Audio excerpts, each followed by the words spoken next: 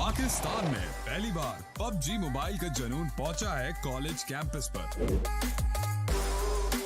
अपना स्क्वाड जमा करें और अपनी कैंपस की नुमाइंदगी करें। लड़िए अपने विकार के लिए। दाव पर हैं $30,000।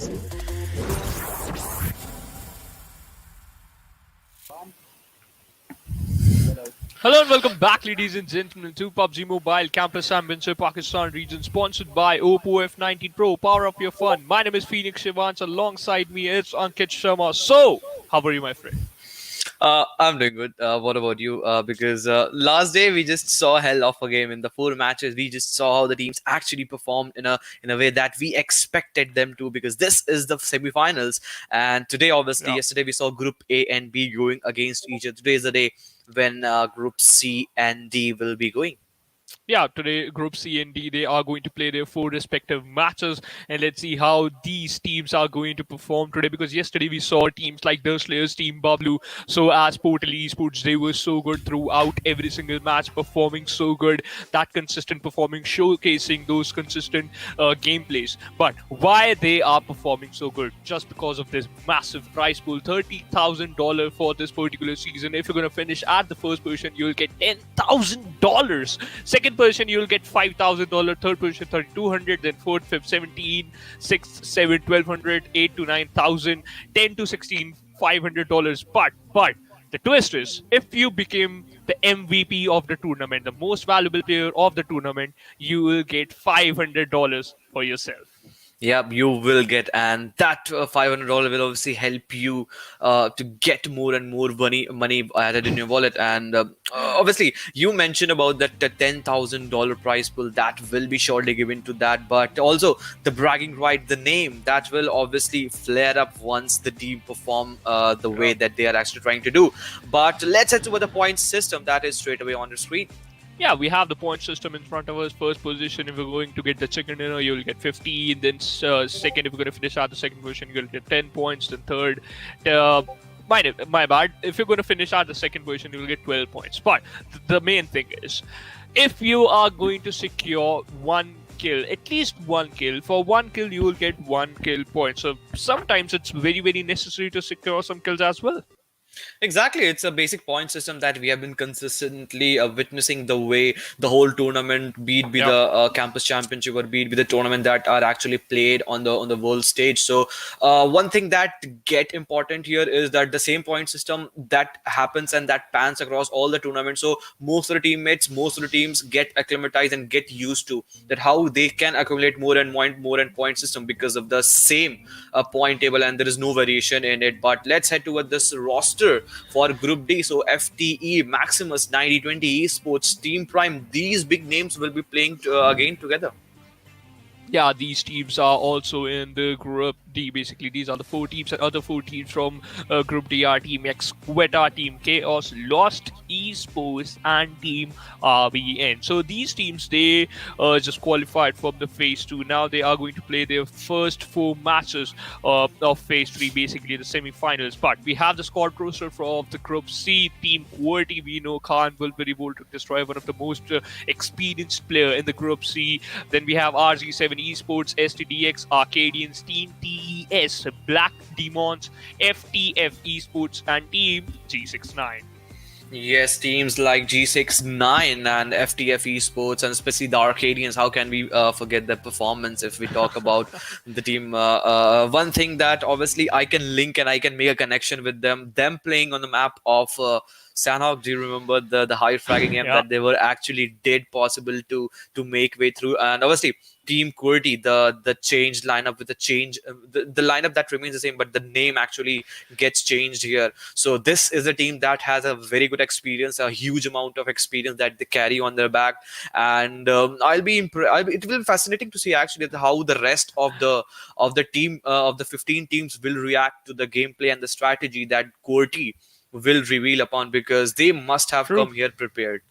They must have come here prepared and to annihilate every single team in the lobby. But we have the schedule in front of us for the semi-finals day two. First, they're going to play Erangel, then Sanhok, then Miramar, and then again Erangel. So it starts with you're gonna start your day with Erangel, and you're gonna end your day with Erangel as well. Yep, you will start the day with Erangel and the day ends with the same match. And obviously, the off map that we talk about, the Sanhok and the Miramar. So obviously, the team that do perform good on the map of Erangel have a very good chance of capitalizing the most in it. But yesterday we saw Sanhok and Miramar was straight away dominated by the team's players. They got the chicken dinner back to back. It was also in their credit because if we have seen in the past that how the teams actually try to make their game when it comes to the off map, the Sanhok and Miramar. It's okay to perform good. It's okay to perform consistently well. Maybe you may falter somewhere down the line on the map of Sanhok, if on the map of Erangel, sorry to say, if you get to see a very hard shift, if that doesn't go into your favor. But once you find yourself, especially in the map of Sanhok and Miramar, we have seen teams actually pulling out blinders. So I'll be interested to see. And obviously, whenever I talk about the off maps, especially if Sanhok, Arkadians will be the one team that I will have my eye upon set. Oh yeah, same here. Let's see how Arkadians are going to play today in this second match, as well as in the other three match of maps, basically Erangel and Miramar. But the main thing is, usually we witness in the PMCC Pakistan region, especially teams, go for that new meta, the Thompson meta. They prefer M416 with a Thompson. What do you think, Ankit? Are they going to do the same, or maybe they are going to stick with the basic AKM, DP, or M416 combination? What do you think about it? So talking about the new meta, if you go with that .45 caliber bullet that fits in the UMP or be Thompson. So one thing that comes into my mind, why to use Thompson? So after using that extended mag, you get to use the 50 bullets, and if you have that potential, you can easily take a two-player down, and that gives you a privilege to actually have that random firing shots that if you are actually thinking of shooting at some place some time, it actually gives you the privilege to have a go with it. But that doesn't actually happen with other guns because that has 40 bullets. So just 10 bullets more.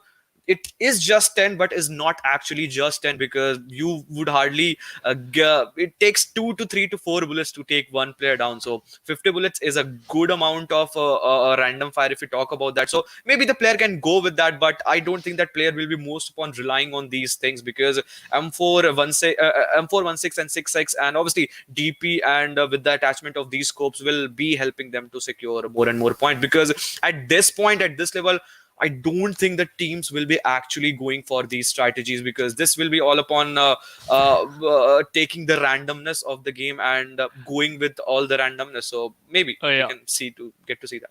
Yeah, anything can happen. You know what? PUBG Mobile is full of surprises, and we would love to see some surprises. And yesterday we saw that in the final circle, we saw a lot of the open circles. In the 6th and the 7th circle, we saw that its end in this open area, in an open area. So teams usually prefer those grenades instead of smokes, as well as those grenades and molly to secure some kills. Teams like Portal Esports, they were so good. So as the players of Team Pablo and the Slayers was so good with their gunpowder. But using those utilities perfectly will provide you an extra advantage to to stay one step ahead from your opponents. That's the basic stuff. If you're going to use them perfectly, you're going to win the game. You will be surely. Having grenades, having utilities on your bag is one thing, and making the most of it is completely on the other side. But these players practice day in, day out for all these things to actually get the maximum and to squeeze out the maximum from it. And just because of that, we have seen some really good skills coming out from these teams. Yesterday, we have also seen how the teams actually used and prefer, I would say, to make an opening with the help of such utilities, because obviously throwing a nade obviously lets you less exposure when you talk about you yourself exposing your body in front of the enemy. So this is an option. We'll talk about this later. We'll talk about how these things will be running for this game and in this course of match. But for now, the flight path is already on its way from the area of Lipovka and going straight away down to the Georgia Pool crates and apartments. Yeah, straight away towards the Georgia Pool area. Basically, it's covering it's the plane path, the plane trajectory is covering the northern side of the map. Let's see where these teams are going to drop out and when they are going to start engaging in some fights. We have to look at look at that. Just think about this. The circle clearly dominating the northern part of the map, and if the circle goes taking the military base and Novorupnoy as the center, then it becomes actually important for all these teams, because I can already see one team that is of FTF going to the area of Kamishki and Stolberg. So this is the thing that I was talking about. You may get to see an off map. If that happens to you, maybe that can be an extreme shift. So it all comes down to the randomness of the game. Yeah. Oh, if you're talking about the randomness, look at the first zone. It's just formed near the southwestern side of the map, covering the military base area. Primorsk, Feripir, Qwerty, Katka, Pochinki is also inside the circle, as well as Rozhok and Water City. So, a team like FTF, they have to focus on those early rotations, because yesterday we saw in the Lipovka area, youngsters, I think so, youngsters, they engaged in a fight with the team No Sympathy, and just because of that fight, it caused them a lot. They lost that fight. They were literally fighting with the blue zone just because of those late rotation. They don't have any health utility. They could not able to survive for too long. So yeah, I have to focus on those type of stuff. If we're going to focus on early rotations, it might possible that you are going to hold a compound, which is very, very crucial in the 5th or 6th circle.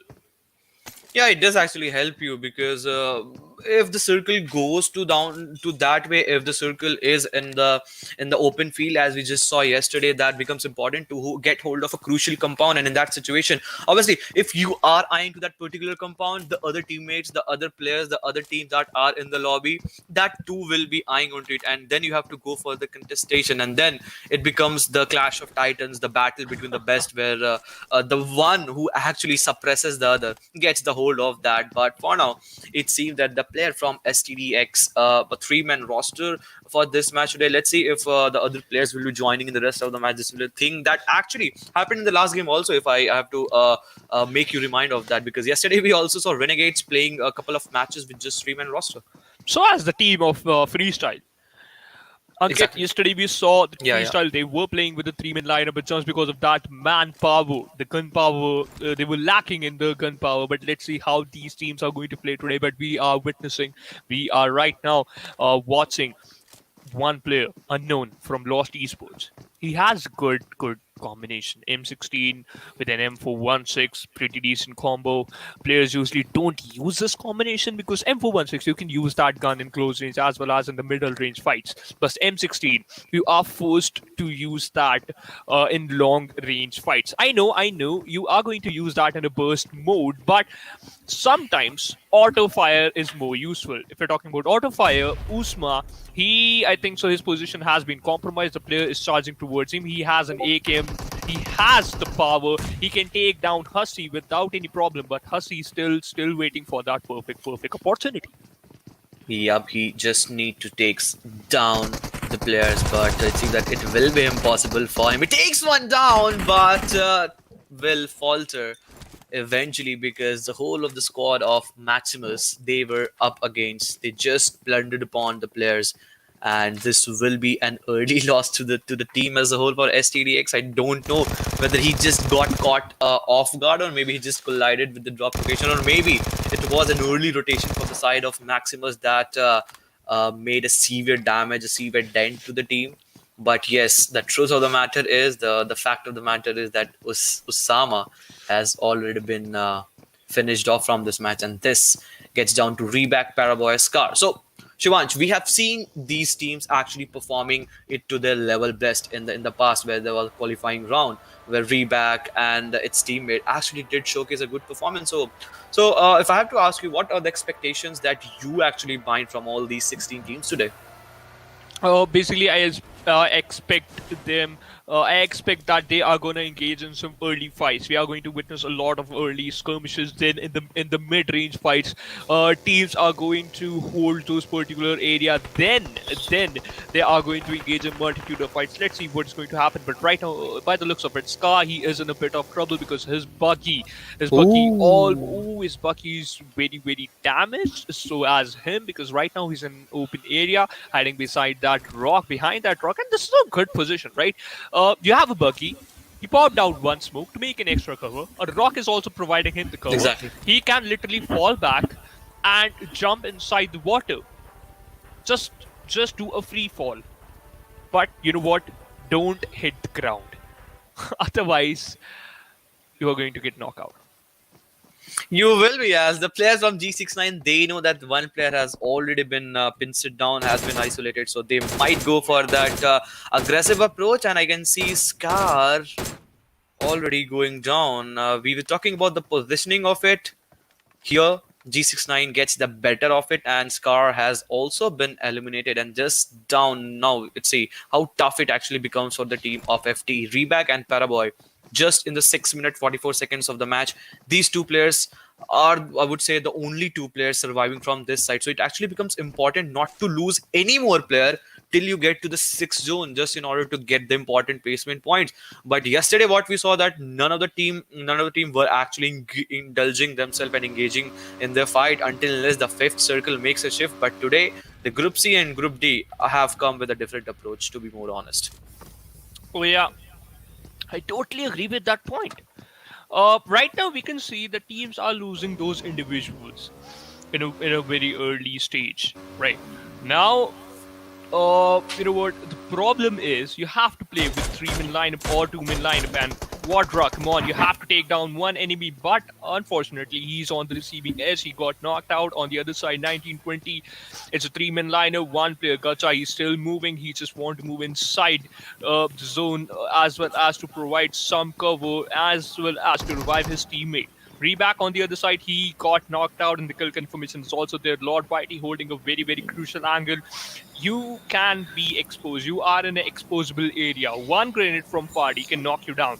Lord, you have to do something. Check out those sidelines. If you're not aware of the fact that there's one person, you're going to receive a lot of damage. And yup, Party dished out a lot of damage, but could not able to knock him down.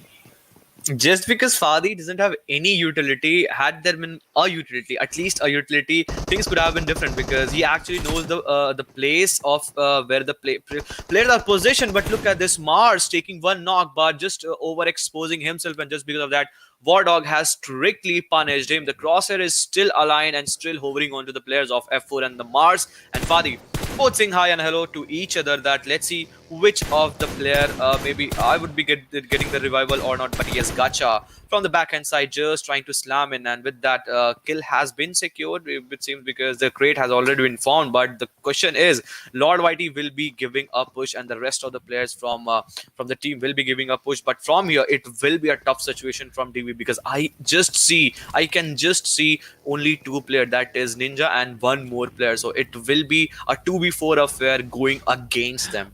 Yeah, but I'm still wondering what type of conversation they had. Like, they were very close to each other. They both of them got knocked out. But by the looks of it, the players from Dark Wars, I think so they're just moving away. Lord White is the one who is using that buggy. Ninja using that Dacia to just fall back from the fight. Quadra dishing out a lot of damage, could not able to connect a single bullet. Ninja survived that barrage. And yep, he's safe now. But the conversation is, what type of conversation they had? Like, what do you think, Ankit? Why you knocked me out? What is the reason? Do you need some kills? I think so. They're just like this, bro. Come on, just leave me alone. Then we are going to have a equal fight. But you know. So maybe we think about this. Maybe you might be asking for a truce to come in, just a peace to settle in. That just ask your teammate to fall back. I'll ask my team to fall back, but maybe that might have been denied, and just because of that, and that was actually a good decision to fall back. And the moment they realized that this is the time they have to go back, they just fell You know back, what? and that was a good decision. Yeah. And you know what? Timing was also perfect, Ankit. Had they had just hold that compound for a bit late, it might possible they could be on the receiving edge. The decision from Ninja's side was so accurate that we have to disengage from the fight because the speech is brought down to only 2 players. Now it's a good decision to just stay away, just focus on the plan B, because now plan A didn't work out properly. Yep, it didn't happen because obviously you get to find yourself another plans when one of the plan actually did falter. So these teams actually are competent enough, and just because of that they are here. So they must be having some other plans. But right now it seems that the player from TES are also receiving some of the damage, and this team actually. Was looking very much decent in the performance and the showcase that they were doing while they were in the qualifying stage. They are now up against the player of STDX that I guess that is has engaged themselves in the very early fight. But Hanan, Lovely, and Record, the 3 players surviving because Alian has also already been lost in the very first half of the game. But let's see how all these fights pan down. But you were talking about the M16, M16 meta, and also what I can say is that most of the players are relying upon maybe the tap shot with the help of 4x and 6x to get the maximum damage, because it actually helps you to connect with that tap shots because the recoil is a bit of controllable. Oh yeah, it is bit of controllable, but you know what? Sometimes it's difficult to aim on the head. Usually, players usually aim on the head, but sometimes due to the bullet drop, due to the distance, due to your crosshair placement, you're gonna aim on the torso, and the damage is reduced, right? If you're gonna aim on the torso, if you're just gonna connect some bullets on the torso, then the damage is quite low, but sometimes it work out. If you're gonna damage out their vest, Yeah. you're gonna damage out their helmet. That's the best thing. You're gonna force your opponents to use some health utilities, and to waste those health utilities in that crucial moment. But we have the airdrop 2 and his brother airdrop 1 very close to each other, I think so. What do you think? I think so. These airdrops also chatting with each other. Like, bro, I have an AWM. What do you have? A Groza? I'm still better than you. Maybe if the player actually makes the most of it, because we have already seen what damage, what destruction an AWM can do, especially in the match, and the way that these guns are actually being used, because these are the exclusive weapons. You only get to hold of it when that drop comes into play. But the true drops, what do you think? The second gun, maybe MK14 or maybe an OM. So if any team gets to rotate from that side, will be in a win-win situation. But just a moment back, we just saw the circle making a third shift. That was a central shift, leaving the area of Primos, but the circle concentrated around the area of Qwerty. So it actually becomes important. And I already saw in that mini map that Black Demons, they were holding a very good position. I'll be obviously waiting from the production and to get hold of that how they are stationed themselves in the way, because they were looking quite comfortable and they can actually take some very good fight. But for now it seems that the players from DB, just 2 men surviving, they might struggle, because this is actually a place where you won't find yourself in a very good patch, very good knock, Yeah. because it can be pushed upon easily, and just 2 players surviving can be a challenging thing. But I'll still wait how these fights actually pan out. Yep, I'm waiting for that too. So basically, we both are on the same page. We both are on the same boat. But you know what? I'm a little bit heavy. What if this boat is going to start sinking down? Okay, Okay. I'll stop Oh, cracking yeah. some jokes. I'm not fat. I'm No, this is not a healthy. joke. This is a fact. This is actually a fact. This is not a joke. This is something I would really appreciate you to time and again tell yourself about, because we are watching the game. So maybe a caster think that you are heavy. So that's not no joke. That's a fact. Okay. And yeah. If we're talking about the fact, I'll tell you one thing. We saw those early skirmishes when the first match just started, but right now we still have 16 teams alive in the lobby. This is literally amazing. Teams are fighting against each other. They are losing those individual, dishing out a lot of damage. Skill confirmation is also there. Look at that Coupe RB. This vehicle is so beautiful, but you have to execute those rotations beautifully as well if you want to Yeah. survive for too long. It is actually a very good vehicle to traverse with, and the luxury that it gives you, a two-seater vehicle with that a decent, I would say, luxurious, that tempting skin already that is embedded on it. And look at this, a circle with a four ship going straight away on the northern side. And this is the thing I was talking about. Look at the positioning of Black Demon. They are still holding the center of the circle. And look at this, the rock that are aligned, the mountain, the terrain that has been already aligned. All what they can do is to get close to the right ridge and make the most of its situation. But they also have to be very much precarious about the situation that Quadra and their teammate from the side of 1920 may backstab them from the back. This could be lethal. Oh, he is. Okay. Okay. What was that? I think so. He survived. Wow. But how? I But don't how? know, man. How? Okay.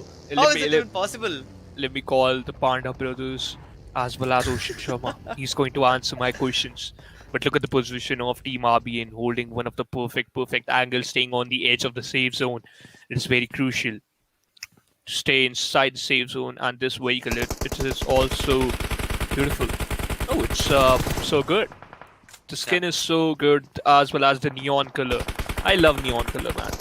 It is actually a very glamorous thing to look out for. And look at this, the positioning of RB, and they can get those postal. But now is the time when Ryan again being thrown down, he will be knocked out. But G69, they are just not stopping. Last man surviving from their side is King, because the rest of the player has already been eliminated. But these players are being heavily pinched down as Mujrim puts the final nail in the coffin, and with that, G69 becomes the second team from this match to be eliminated. But still, the match that actually exploded, I would say, because in the very first half of the game, we just saw some of the kills being secured. But now, after a 10-minute of station gameplay, a 10-minute of truce, a 10-minute of calm and composure gameplay, now is the time when the most of the teams will be going against each other. And just because of that, within a second, we just saw two teams being eliminated as Chaos also makes an exit. And you know what? One thing, teams do take an exit, but we still have 13 teams, right? Now, if any team take an exit, at least they'll secure one placement point for themselves. So yeah, that's a good thing. Teams like G69, they are the only one who secured 1 point, and that is off of 1 kill point. Otherwise, they could not able to secure a single placement point. But the thing is, right now, if I'm going to talk about this combination, we saw the kill feed. We read the kill feed. Players are using those mini 14 a lot, as well as the DP. So the old meta is here. The players from the Pakistan region, they are using those mini 14 so perfectly. Look at this. Hellboy, he got knocked out by a mini 14 headshot. That is amazing. Yep, that is, because this is certainly that we don't get to see again and again. But Arkadians, the players are just not stopping talk about this. We have seen these things happening, being emulated, especially in the map of Miramar. But it's a delight actually to watch these heads being popped up with the help of such tap shots, be it the Mini 14, be it the M16A4. But these players, these teams grinding day out, and these teams actually know the best how to use it. But Circle Shift, where do you think the circle would go again? I think so, towards the north side of the map. Let's see if my Okay. prediction is right. Just wait for 2 seconds. Oh, it's kind of north. It's northwestern Yeah. side. Yeah. So It is, and actually still we can see the Black Demons are still holding the edge of the circle. All they have to do is to make sure that they don't just get backstabbed, because 920 is already on their back line, so they have to make sure that anyways they don't get backstabbed, because this is the last thing that they want. Because still now they are and they have actually didn't find themselves in any of the fights. So once they start hitting all these bullets, all these helmets and vests and players, they might not be stopped, because they are looking pretty good with the positioning they are. But one team is also looking good, and that is of Maximus. 1 kill that we just saw secured by them in the very early stage of the game, but still holding a good compound, holding a good area. And in this area of Qwerty, you don't get to see so much of compound, but the ridges that are aligned, the rocks that are actually made, helps you to get some of the cover. So if the team actually knows how to make the most of it, this can be a game for them. Bro, secure those kills. Come on, Ricker. Oh my god, he is literally moving inside the circle first, and that's a good thing. Fifth blue zone, it's going to dish out a lot of consistent amount of damage onto you. It might possible you could be on the receiving edge. You'll take an exit from the lobby. But right now, if we're talking about taking an exit, we just brought down to the 11 team, 19, 20. They are in a bit of trouble because one player he got knocked out. Two players, in fact, they got knocked out. The revival is not yet there, but 1920 still surviving. TeamTES is 11 team who take an exit from the lobby. Husky spotted down some players trying to dish out some damage. The kill confirmation is not yet there, but he is trying his level best. Yep, they are, and 920 they have been eliminated, and just because of that, we just saw 4 kills been secured into the name of Black Demons. So one thing that I was concerned about, that Black Demons need to clear their back. They have now done it very beautifully, but if this Molly connects, this can be detrimental to the players, because this warehouse obviously don't let you get that amount of breathing space if we talk about this, because both the ends are open, and any team, if they want to, they can push on it. And this is attempted very disguise, I would say, actually area to have upon, because obviously you don't get, this is the thing. So the opening from both ends actually allows the utilities to get close to you, but still the players are doing well to get rid of. But no, a nade from the side of Arkadian 666 takes one more player down. If this nade connects, this can be detrimental, but still they are surviving. Arkadians 666 getting that one kill. If this nade connects also, this can be more lethal to them, but the utilities are being used. But the way the players are pushing onto the players of Black Demons, this is not good for them. I mentioned you this thing in the pre-game segment. Using those utilities perfectly, it is going to help you a lot, my friend. And yup, 666 from the side of Arkadians, just showcasing the same thing. Meanwhile, Psycho, he has the Thompson, 50 bullets loaded inside the Thompson, hiding behind that box, and we can see MAXIMUSxFTN. The back is still far away from him, but yeah, look at the position they are holding. That grenade. Psycho knocked out one player, Sherry, and he finished him off as well. That grenade dished out 80% of the damage. Psycho leading the charge, knocked out one more player, but he also got knocked out. Exactly, he just got knocked out, and the last player surviving, and that is Dante. The way the player of Maximus has taken the fight, obviously they have lost Psycho in the meanwhile in the fight, but one thing that they have done pretty well is to let all the players that were in the warehouse, and they picked them off beautifully. And the last player surviving from RZx7E ESPORTS, Dante, will be finished off, and just because of that, we are down to 15, 30 player, and Wolverine. Oh man, that arm shot, it could have been a delight to watch had that could have connected. Yeah, I would love to see those arm shots, those head popping shots. But Wolverine switched to M416. His first priority is to revive his teammates. That's the best thing. But meanwhile, STDX, they are in a bit of trouble. One teammate, he got knocked out. And Qwerty, they are not looking good, because Hellboy spotted out Wolverine trying to dish out some damage. Switch to Uzi, just really reloading that gun. And you know what? This is the best situation for him. Hellboy literally dished out a lot of damage, but Wolverine, with that amazing spray, still survived. Destroyer, on the other hand, taking fights from a different direction. Destroyer just on that 20 HP. Did you just see that? He just knocked on one more player. 8 kills already onto the name, and look at that beautiful split. If that one player gets the revival, they will have the zone at least 50%, because the northern side is completely occupied by them, and already 8 kills already onto the name. They are looking very lethal, because if the player gets a revival, that can be an add-on to them, but it won't be happening, because obviously Khan will bleed out. But still, Wolverine, Destroyer, Voltrix can turn things around them, and can this be a chicken dinner into the name? Because Maximus with 5 kill, also 3 men strong from the western side, can possess a very big challenge to them. now Maximus just brought down to only 2 players because 1 player got knocked out. STDX on the other hand, they are just brought down to only 2 players. Voltrix, come on, you have to heal yourself up. He has a level 3 kit, but his best is almost damage. His best is 80% damage right now, and now he's just hiding behind that slim tree. But for how long? He has to move inside the circle. So as the players of Black Team is doing the same thing. Only 2 men surviving from this team. They have 4 kills. STDX in front of him. Come on, Wolverine knocked out another player. This man is not stopping. Secured 1 kill and about to secure another.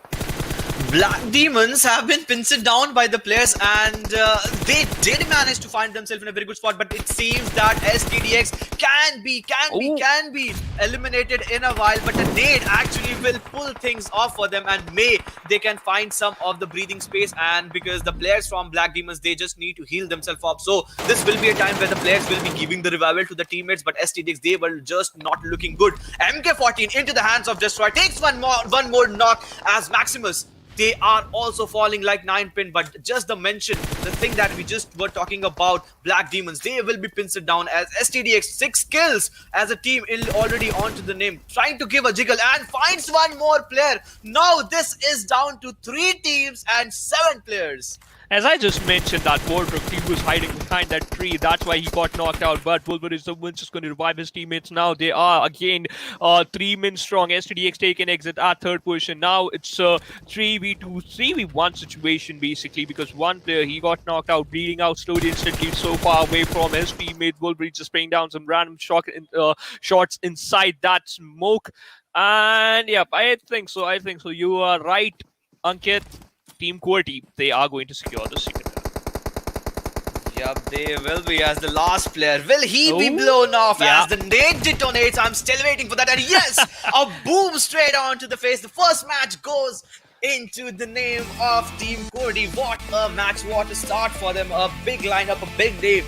And according to the name, they are just justifying themselves. And Team Qwerty, a chicken dinner already onto the name with a total of 13 kills. And look at that, 2,421 total of damage. That is still a very big number. Literally after this one match, they are on the 6th position in the overall ranking. Wow, that's amazing. So we can see the competition is tough. But teams are performing well too. Like the team Qwerty, they perform in this particular match was so good. The kill department is also strong. So as the placement points department. But I would love to see the top players as well as the match ranking. And it is going to be in front of us in just a couple of minutes. But the first thing, Ankit, what do you think? How many points STDX secured? Maybe 6 kill and 12 total points, close to 18, 17, close to that points, but it is sure that they have secured a point total more than 15, and maybe close to 15 to 20 is the range that I will bet upon to the team as a whole for STDX, because they did also showcase a good performance for them, but it was all down to Qwerty. So the best thing that they actually did in this match, that every time they just got knocked down by the players, they were just going for the revival, and just because of that, they got to the last circle with 3 men strong, and they secured a chicken dinner. Yeah, they secured the chicken dinner. Destroyer just became the most valuable player from this match on Erangel. Secured 4 kills, 860 damage, and 0 assists. So Destroyer was literally, he was like, I'm playing for myself, not going to help you out to secure some kills. I'm not going to let you steal my kills. But we can see again 3 players from the team who secured the second dinner. We saw this yesterday, that whenever a team secures a second dinner in the top players list, out of 4, at least 3 players are going to in the top players. And yeah, we saw the same thing today as well. Wolverine Voltrix also joining the fray. On the other side, STDX Alpha on the 4th position with 3 kills and almost 700 damage. He is down. So look at this, 4 kills respectively into the names of Destroy, Wolverine and Voltrix. So every time a team performs, it is not that a single player performs and tries to outshine the other player. That is a team effort, and moreover, if we get to see that again and again, Qwerty will be climbing their ladders soon and later. But in this match, 13 kill, chicken in a total of 15 placement points, a total of 28 points. Also, Black Demons managed to get a good total points and RZx7E Esports. But look at this point drop. The team that in the first the number that is 28 points, and the team that was on the 8th that just got 5 points. And the team is Arkadians. They secured only 5 total points from this particular match, but let's hope for the best. They're going to perform well because next match it's going to be the Sanhok, their favorite map. But on the second page of the match ranking, TeamTES on the 9th position with 4 total points. Lost Esports 19-20 Esports, both the team they have 3 total points respectively. But I'm still missing those incredible plays, and we have those were pretty decent movements from this particular match. The Oppo F19 Pro movements in front of us, and this is the thing where the king he take an exit and the team got eliminated. That grenade from 666 from the side of Arkadians, as well as those finish, was so incredible. That's why they secured some decent amount of placement points and kill points. So Arkadians secured the total point that was 5 that we just saw, and that was just because they secured the kill points in the latter stage of the game where there was a lot of hustle bustle, and when the blue zone actually pushes you and you just don't go in the zone on your own intention, but the blue zone actually pushes you and you don't have any other option. So Arkadians, they just need to find themselves a good spot, as we were mentioning about this, because it actually becomes important to find yourself in a good spot, in a sweet spot to be more precise, because then you get the control of the map the way the Qwerty did, because we saw a 3-1 split before. One player got knocked down, then he just got bled off, then the 3 players surviving, they then again split with that split 2-1 split actually paid them a very good price. True, because you know what, we saw that Destroyer was taking some fights from a different direction, but which means if your team got stuck in a single direction, if they are taking some fights from a particular direction, let's take an example from the north side, then you can use that as an advantage. It might possible that you're gonna do a third party, or you're gonna steal some kills, or it might possible you could be on the flank angle as well. That's the best thing, right, if you're taking multiple of fights. But there are some pros or as well as cons of that too. What if you're going to get knocked out in that situation? The revival is going to be a little bit difficult. Yep, so this is a risk that actually lingers and that looms around your head whenever you go for the split. But these teams know where they can take the cover from and where they can help their teammates not get knocked off. Yeah, after this incredible match, we head on to a short break. Coming right up, it's going to be the Sanhok map.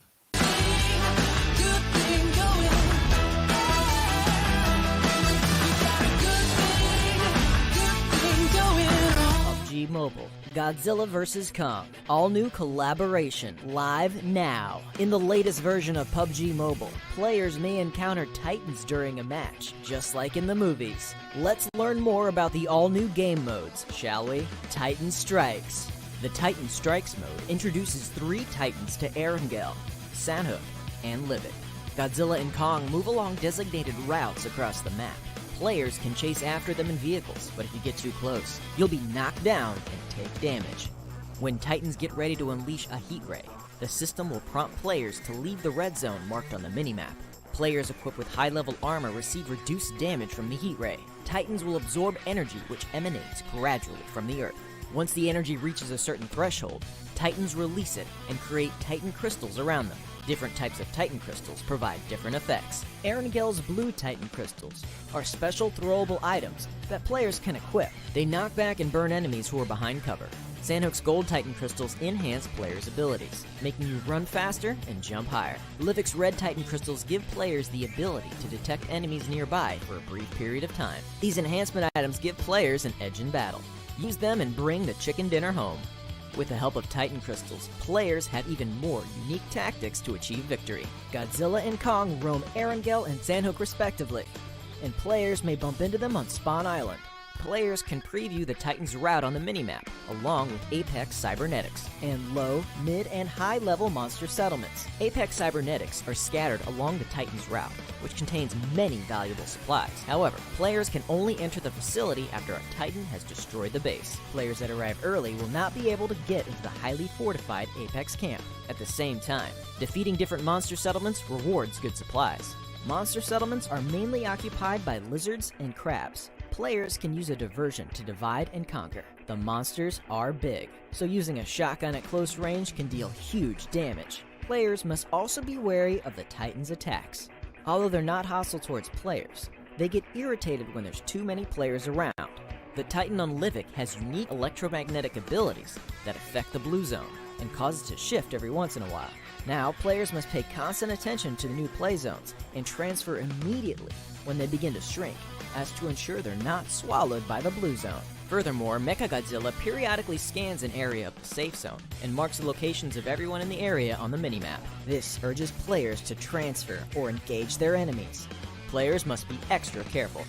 The Titan Strikes game mode is based on Battle Royale. Players must strive to be the last one standing amidst battling other players and Titans. With the addition of Titans, players are ready to witness their majesty and get their hands on the mysterious Titan crystals. Enjoy the all-new Titan Strikes and experience the earth-shattering might of the Titans.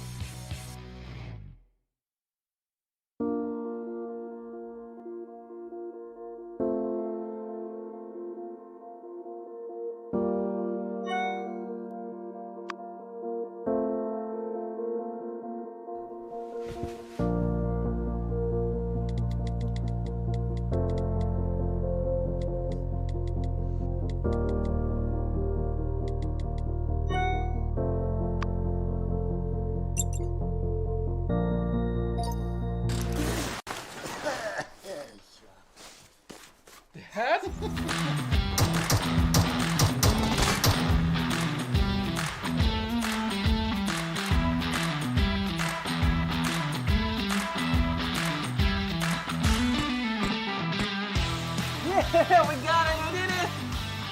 I know you'll be there for me. I'll always be here. Oh, you're keeping it real. I'm calling shotgun, wanna see my baby run. Oh, what's the word on the sea? Kicking up the dust, if you know what I mean. We got a good thing going. We got a good thing going on.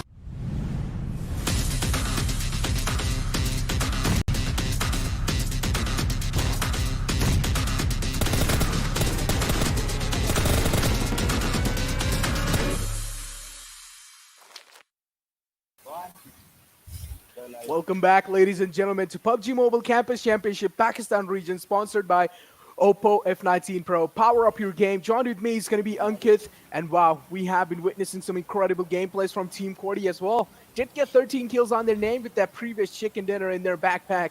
I mean, somewhere down the line in the past lines, they were kind of down bad, but now this time it seems like they've finally realized how they want to challenge things. Yeah, but that actually becomes important to right off the bat you start performing, because there's the 4 game, there's a 4 opportunity, and if the way they have started, the way the aggressiveness that they have shown, the intent they have shown in the very early half and the very first match of the game, that will be helping them counter everything, every impediments that will be challenging them, because this map of Sanhok is going to offer you something different. Last day we saw a boot camp rivalry, a boot camp early skirmish, but today it seems that none of the teams have actually dropped onto the area of boot camp. And with that, Necro, Circle has already made a shift, close to 10% of the area of Camp Charlie, and rest of the percentage being shared on the Camp Alpha and Camp Bravo, and close to 50% of the area straight away making a way onto the water hand side. So how do you think the game will be panning out? The game will definitely be panning out. Well, I mean, more kind of like a lot of the side of the circle is in the water areas. But for now, a fight is happening. We can get back to that topic later on, as we do have TeamTES lock their eyes right on their enemy lines. It's going to be Powerboy in the enemy lines there. Has spotted him out, though. He does know there is someone behind that door, but Powerboy has that massive, that destructive DBS. So now they will have to watch out. TeamTES will need to make each and every single movement count. Here comes the aggression push from their side. One shot from DBS is going to be enough to take them down. One shot already is down to low HP, but the rest of the teammates are going to be there at the back line to provide that extra bit of cover. And this is how they take Powerboy down. Unfortunate death for that man. Exactly, a test that the team wouldn't be actually looking up for and banging their head again onto the wall as FT doing the same mistake again. And in the last match, we also saw Osama being eliminated in the very first minute of the game. The same mistake replicating by the team, and FT just down to one man or two men. So this will be a challenging theme after all by them and onto them. So they need to just figure out something because. After this, they just have two opportunities. The next map will be Miramar, so they need to come with some different strategies because time and again they are being challenged by the drop location. And this time it was time that they were challenged with the drop location. Last time they just got hold of and they were stopped when they were making a rotation. So losing teams, losing teammates, losing players in the first half of the game is the worst thing. Is the last thing on the list of priority when we talk about that. That's for sure. Well, for now, pretty much a peaceful gameplay. The start of the game, we do expect some early skirmishes breaking down. We only saw 2 kills happening, but now as I'm talking, another kill has been found by 1920. And it seems like it's going to be Gacha already finding himself the kill that he was looking for. The opening has already been found. That means the enemy lines are kind of in a massive trouble. They will need to make a shift or at least reposition themselves, maybe create a surprising angle where the entire squad of 1920 is not expecting you to be there. Yep, they need to. RBN just need to come with some different strategy right now, and this is an impromptu decision that they have to make it right now because they have lost some of the good players, the early players that we talk about, and the good thing that RBN can do right now is just to fall back because we can already saw all the 3 players playing in a different split. Hellboy and Butt, although they are close to each other, but Shelby was very much isolated for them. But some more fights are also being erupting from the sides of Painan, where Team Prime is looking aggressive. 2 kills already onto the name, 1 kill going down in the name of Smart with that smart gameplay, and they are looking pretty decent. But look at the circle. The teams that are onto the area of Camp Alpha, the question still remains, how will they be making a move if the circle goes to the area of Camp Alpha, and especially to the teams that will be making a late rotation. Let's talk about the team RBN, the team of 1920 that are still indulging themselves in a fight outside the zone. Exactly. There's still a lot of teams that are preferring for that hilltop. If the circle shifts towards Hotten area or even the hilly area, the team that are going for the high ground are definitely going to be having a massive advantage in the game. High ground always gives you an advantage in those gunfights. We have seen a glimpse of that in the past as well. TES seems like they're making a move near Hotten as well, realizing the fact that there might be anyone crossing towards the bridge areas, but the circle is evenly divided between these 2 islands. And which one is it going to be shifting in? It's going to be a massive mystery building up slowly and steadily. RBN, though, did get kind of caught off guard by 1920 there. One of the players they're falling short on. Now it's just a 3-man squad versus a 4-man squad. 1920 are looking absolutely good. Yeah, 1920 are looking good, and one team that is also looking good, and that is of TES. 3 kills already onto the name, and they are just trying to linger around the area, just trying to scout down the areas and point any enemies. And if that happens, they will be going all guns blazing. But as we're talking about the circle is distributed onto the area of Camp Alpha, a bit onto the Bravo and Charlie, respectively. But these kinds of circle do eventually go towards the area of Haten, and so the teams that are already positioned in the same area will be getting some favor if that happens. But still, we have to wait for that shift. We have to wait. Wait is the only thing we can really do at this point in time. Pretty sure players are having a great time as well, looting their areas. Just be a little cautious when you're trying to loot the areas. Make sure you're not being surrounded by any team or any other enemy lines. Got to be cautious all the time in the game of PUBG. Need to watch your back. And it seems like RBN for now looking pretty safe. But this is an unfortunate vehicle crash right there. I mean, it's been a long time since I've seen anyone use a scooter there. You know, sometimes you do get caught off guard in this vehicle. Most of the times you can get just absolutely sprayed down and mowed down. And I don't really know why is this choice of vehicle for this for Black Demons.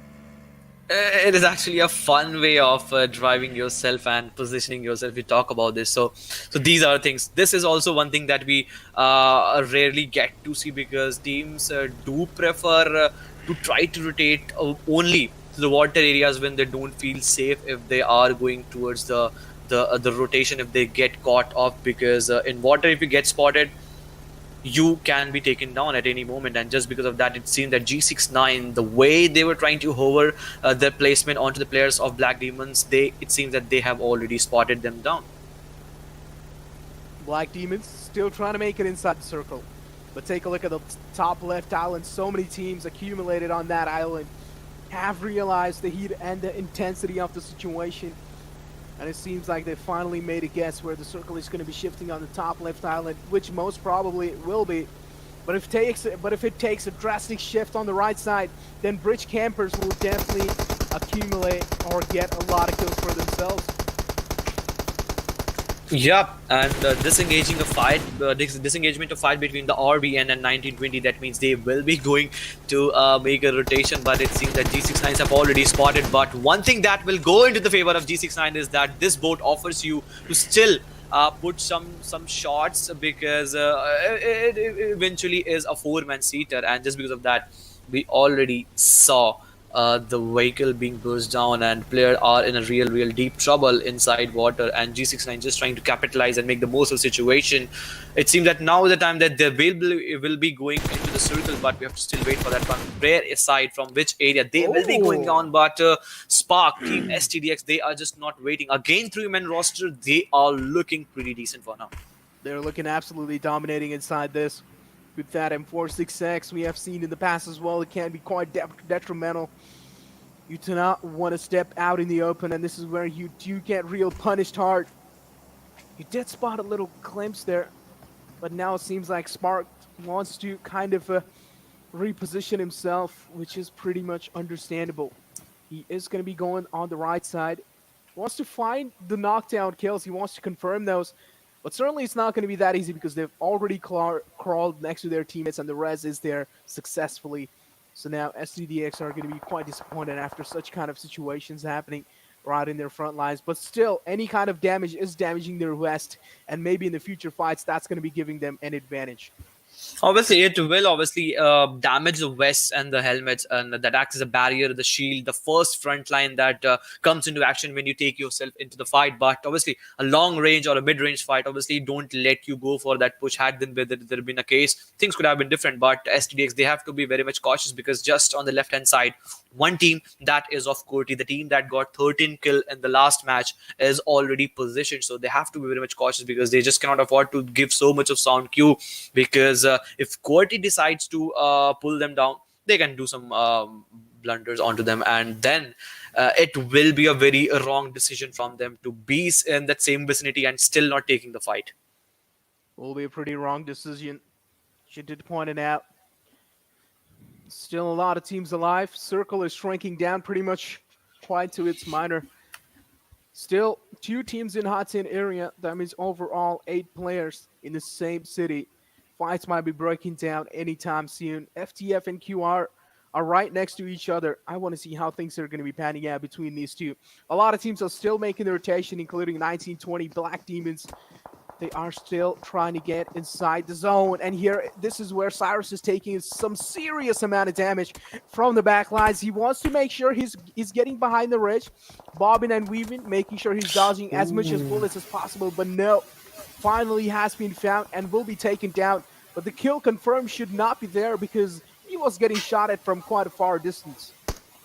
Yep, the distance is quite large. If he manages to find that rock, then it can act as a barrier, as a cover for them, and then the teammate that is very close to him can give the revival. But then it becomes important how you make the rotation, because all of the players, all of the 3 teammates are very much isolated, and they just need to find out themselves in a very good position. For now, the 2 players surviving from the side of Maximus, that is of Hussey and Psycho, are looking good if we have to talk about the terrain, the positioning of themselves, but they have to capitalize onto them, because on the left hand side I can already see a player onto them. But no, the kill has been stolen. That means that kill has been confirmed, but the kill has gone into the name of Team Qwerty. Kill has gone on to the name of Team Qwerty, but now Maximus posted up for success. The way these guys are playing, again, just a 2-man squad, but we've seen in the past as well, 2-man squad can do a lot of damage. Destroyer, though, from Team Qwerty seems like he's going to be unstoppable for now. Did take 1 man down. and it seems like he is pretty much doing a lot of work. Destroyer, of course, the man who was doing quite good in the PMPL as well. Back in the day, this team used to be called F4, but now changed to Team Qwerty. And this is pretty much the same team, same players playing under a different name. Yeah, it is, but the gameplay still remains the same. The domination still remains the same, and the attitude, the approach, the intent is what they have been known for a long time. We have seen in the past performing and trying to outshine the player in the way they have doing, but still, Maximus Psycho just not letting that the advantage go away from him. As we can already see the last player, the second last player from the side of Maximus, that is of Hasi. Playing in a split is a good decision if you have to talk about this, but obviously one danger looms onto you, that if one gets knocked off, the revival becomes impossible there. Well, it's just pretty much. But now Alpha kind of posted in the water. He does know if he gets out of it. FTF is right in the right lines, and they might just spot him out anytime and just take him down without any trouble. Alpha, this is a pretty good decision coming in from this man, but he's also taking a lot of damage from that water. He needs to be cautious. Alpha needs to watch out and take care of his health, because I know he's in an uncomfortable position, but if he keeps being in the same position, he might just die off to the damage. He will be, because you just cannot afford to find yourself very much inside the water. But look at this Black Demons. With this successful rotation, obviously some players were lost when they were trying to go into zone, and one team actually pincered them down. But now, if they get close to the shore area, if they find some good compound for them, they will be in a good position. But STDX finally has been chopped off, and they are in the lobby because the team has been wiped out as the last player was eliminated. But look at this. Where do you think the circle would go? Circle shift. Well, there you go. Oh, yes. The answer is there from the PUBG devs, the PUBG gods. Still, more than half of the circle is in the water. That means the only usable land is going to be 40% inside the circle. That means a lot of rumpus is going to be caused in the zone, because there is no compounds left anymore. There's no land space left anymore. If you want a land space, you will have to eliminate a squad and then maybe overtake their land space. This is the MT49 in the care package as well, and I'm pretty sure no one dares to get it because it's out in the open. It's pretty much a lot risky. So think about the chaos. 15-minute in a game of Sanhok, where the zone has made a shift, where 60%, close to 50-60% of the zone of totality of the zone is still in the water. That means the breathing space is very, very, very, very, very less.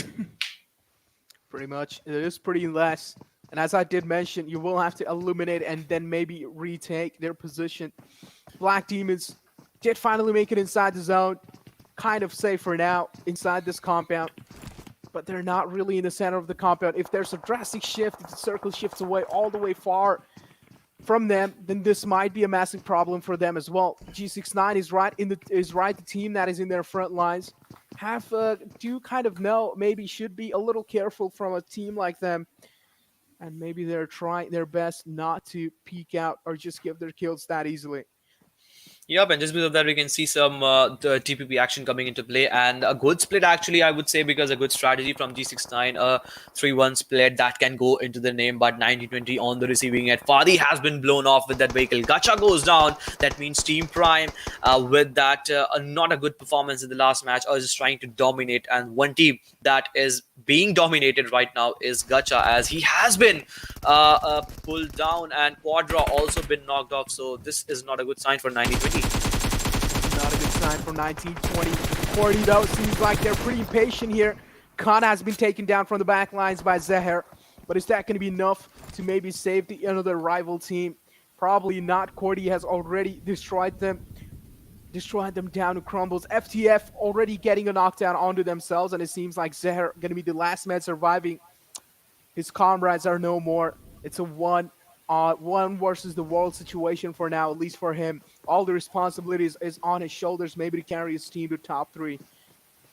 Yeah, but it becomes important to not let go you last player surviving, and all you can do is just to hide yourself around the bushes, around the walls, and the taking action, because the last player surviving can actually practically not indulge into themselves in their fight. But what I just saw was that some players were also been taken down. A Molly did actually hit the players, and one player from the side of Qwerty, and that was Khan. that got hit by the molly from Destroy, and he was eliminated a while back. But look at this, the placement, the positioning of TES, they are in a very susceptible position right now. They are in pretty much sensible positioning. For now, seems like they have not spotted him out. Finally, spotting him out, taking him down. Glimpse is enough. Cannot really do much when you're swimming inside the water. You're pretty much a dead fish if you get spotted out by the fishermen that are on top of you. RZx7E is the one that are going to be the fishermen for now. But Arkadians also seems like they're not going to be stopping anytime soon. They're continuing the domination still inside the game. And take a look at what this man is doing. TES Alien. He does hear them crawling right above him. He does hear each and every single movement, each and every single step they're making. But he needs to be dead quiet.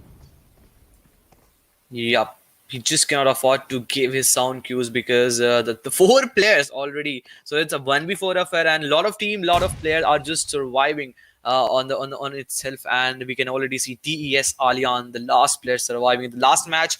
I guess this was the guy that was actually eliminated from this team in the very first of the game. But this time he has anyhow managed to find himself in the 19th minute of the game, and it will be all down to him. All the shoulders, all the responsibilities will be on his shoulders. But look at this, a circle makes a shift towards the area of Hathin, and this will be a contestation between all the compounds. And in that, look at the positioning of QRX and players like Unknown, Iconic, Uzair, Believe. 4 players holding 4 different angles. That means they can dominate this circle for themselves.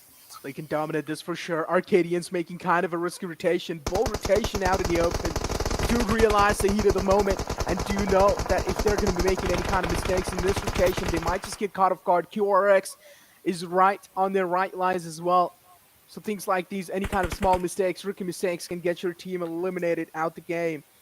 And you want to make sure you're being as safe as possible, at least for now. But Team G69, King is still alive, looking out here and there, out in the open, kind of separated out from the rest of the pack, but doesn't matter. Sometimes you do need that scouter in your team. You do need that one player who's going to be the scout off the team. But Mujrim over here from Team Prime as well, kind of laying down in the grass. But there's one player from Team G69. He did hear his presence right next to him, did pull out the gun as well, but it seems like Udi was instead trying to run away from him. Yep, he is trying to run away from them, but the best thing that the team from Team Prime, the players from Team Prime has done, that they are in a split. This could have been their game. This could have been a strategy, could gone on to their name, but this is the thing. This is the danger that looms.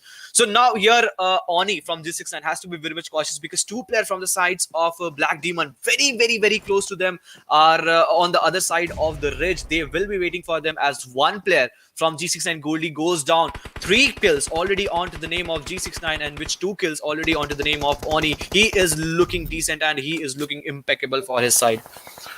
They're looking pretty good right now. Looking good, feeling good, smelling good. This is how you want to play the game.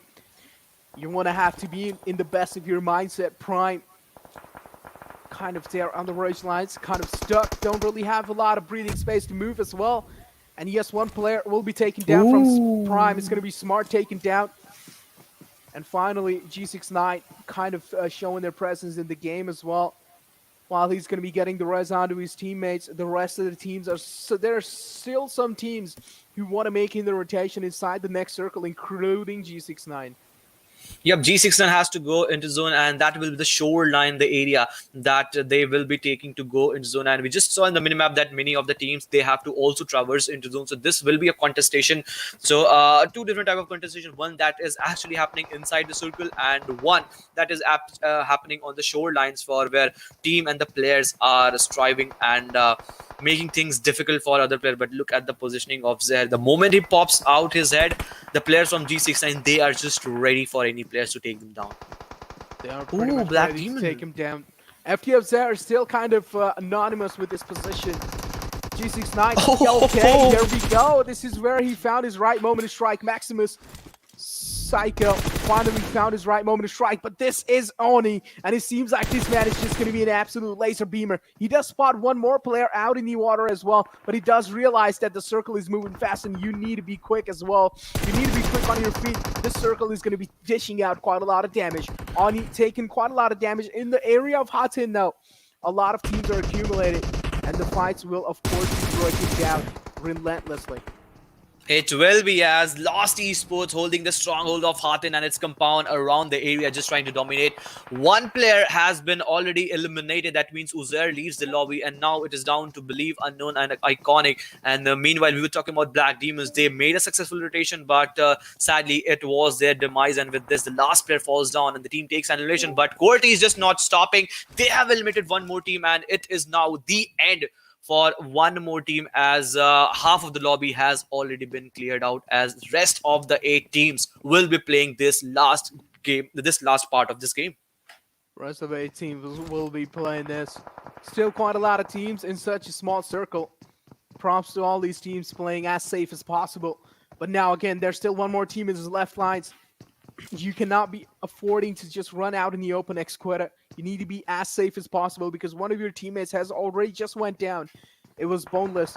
And you being as safe as possible maybe can just give your team a little bit more faith. Does spot voted him out in the open, and this is where it finds the right moment to strike. But he has been spotted out as well. And this is exactly what I was saying. You don't want to be a little too overconfident because sometimes that can catch you and your team off guard. And now seems like Lost Esports as well, kind of in an uncomfortable spot. They're not really comfortable with the way they have positioned themselves, but their enemy lines, take a look at what's happening. XQuetta is kind of getting help from the other lines as well. Lost Esports spotting out one of the players from the enemy lines as well, taking him down. XQuetta for now should be pretty comfortable. Maybe try to reposition yourself. Maybe try to make yourself anonymous.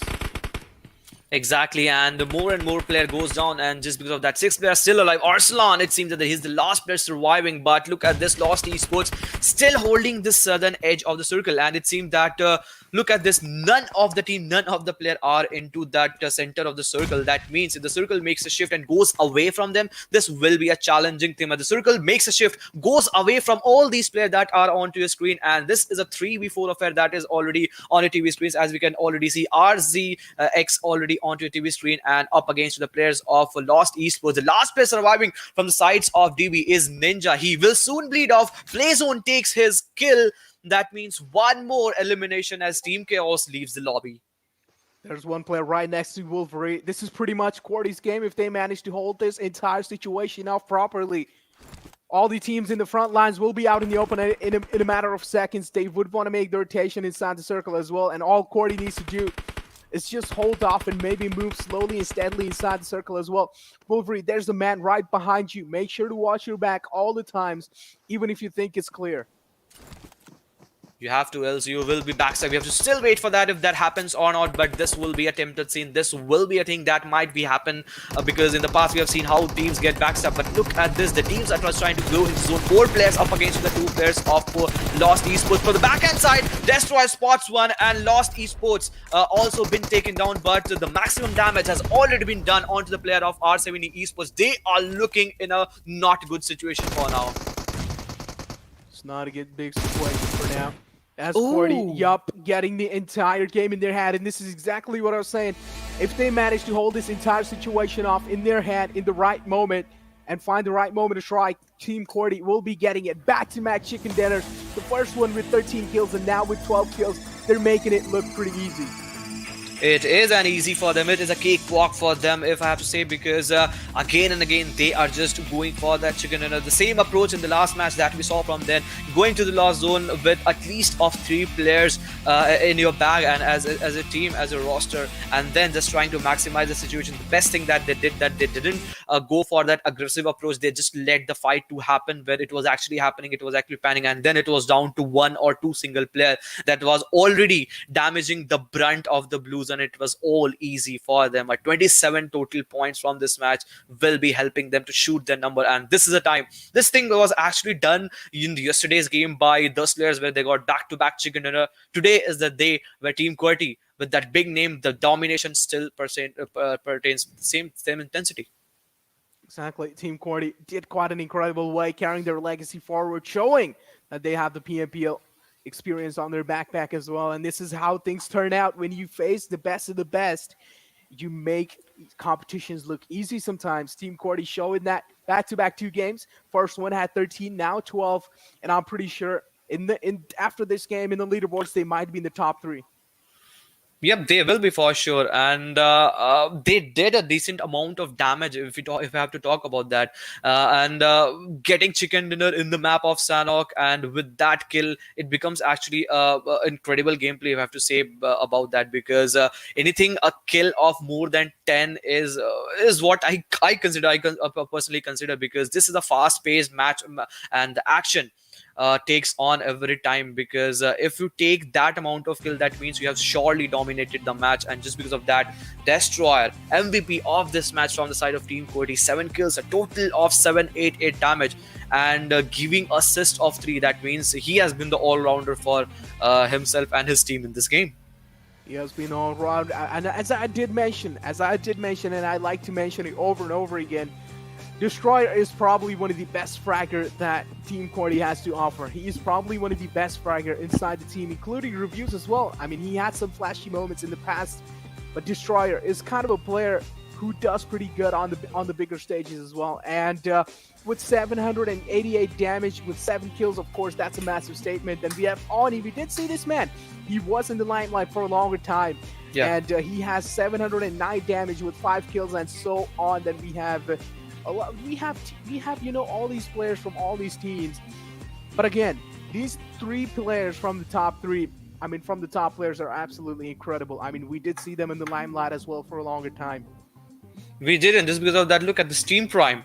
Talk about this team. 7 kills, just 1 placement point. That means this team has been taking the fight well, is competent enough, and has the potential in it. They just need to focus upon in the next 2 rest of the game of Miramar and Erangel will be to go for the placement point a bit, and maybe just not let yourself get engaged in unnecessary fights. But Arkadians, again, faltering out, because I had a very high expectation, because last time they featured out in the map of Sanhok while the qualifying stage was happening, it was close to 38 total points in that match that they secured.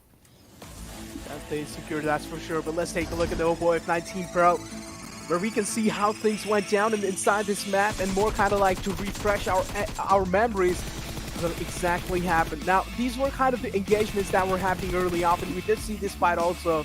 The fisherman's fishing the enemy down as well. G69 kind of an unfortunate start in the late game phases. Psycho was the one who did decimate them.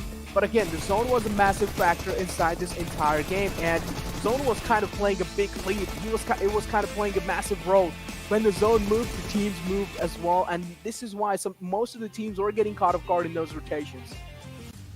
Exactly, and the point tables will be on our TV screens as yep, it is, and we can see the 81 total points already going on to the name of Team Slayers. But I guess Team Slayers was in the last game, in the last day. Team Slayers, Team Slayers were doing an absolutely phenomenal jobs as well. In the previous day, they got 2 chicken dinners back to back, which they pretty much did quite a phenomenal job as well, and were kind of consistent in the rest of the games as well. While we still have the latter half of the leaderboard over here, and we have RZx7E Esports. Well, aren't really able to get, much kind of done in the placement and the kill departments as well. With 2 games in their hands, Yeah, they still have 2 more games in their hands. Exactly. They can still prove a lot much more things. But with just 2, considering 2 games performance, you've already gotten 12 points and 11 kills. How better would you be able to perform in the upcoming 2 games as well? If you're going to be continuing the performance that you're having in these 2 games, then maybe in the latter 2 games you're not going to be able to do much.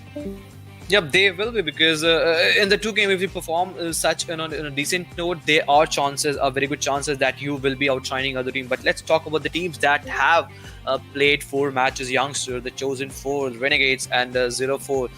These were teams from yesterday's match, where all the 4 matches they played and still not managing to get a total of good points, because all 32 teams have played at least of 2 matches, and in some have obviously secured some points, but FTE still not managing to get any points from this 2 match.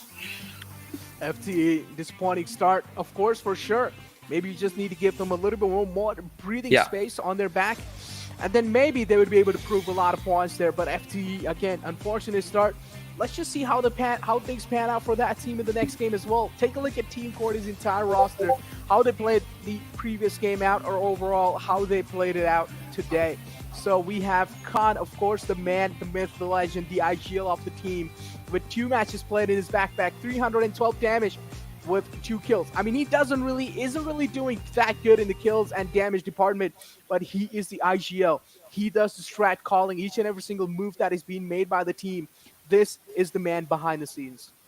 Yep, this is actually the man behind the scene, and obviously all the call that you see, if you get to see for the slam in the scouting area, these are all the calls from the end game leaders. If you talk about this, and in a crunch situation like that, the instant decisions, the impromptu decisions, the mind that goes beyond that needs to be actually showcased. And in that, Team Qwerty till now in this 2 match has been showcasing that in a very good note. Well, that was just an absolute phenomenal game again from Team Qwerty. Back-to-back victory. I'm pretty sure the players are pretty much happy. But after that game, I'm definitely mind blown. So I need a little bit of breather after that game. So we'll be catching you guys right after this short little break. I'm calling shotgun, wanna see my baby run. Oh, what's the word on the sea? Kicking up the dust, if you know what I mean. And you got a good thing going.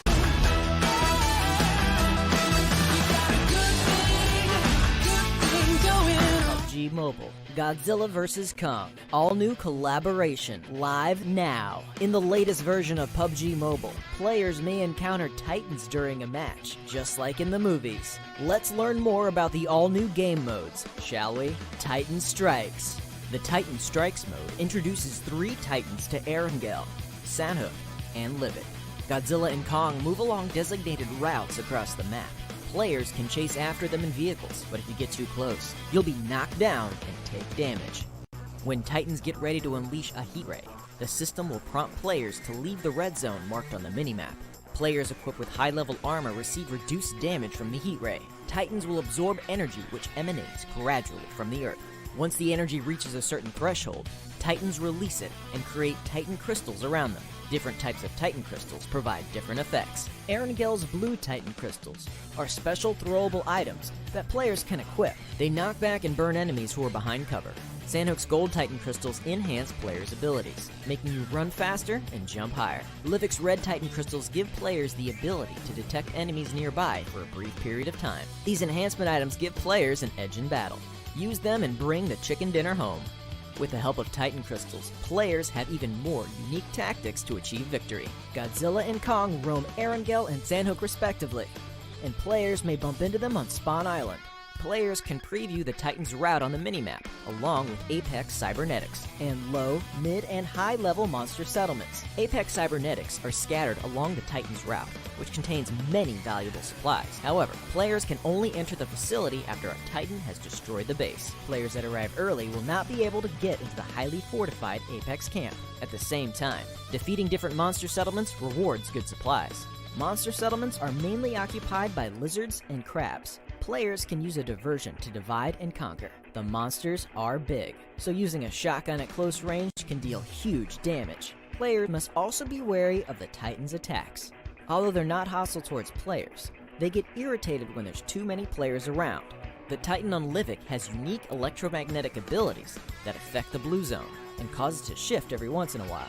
Now, players must pay constant attention to the new play zones and transfer immediately when they begin to shrink, as to ensure they're not swallowed by the blue zone. Furthermore, Mechagodzilla periodically scans an area of the safe zone and marks the locations of everyone in the area on the minimap. This urges players to transfer or engage their enemies.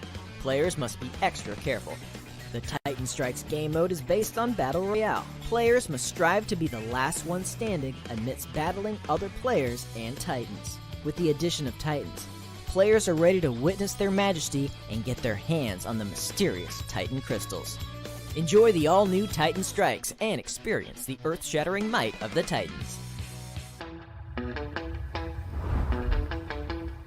Are you keeping it real? I'm calling shotgun, wanna see my baby run.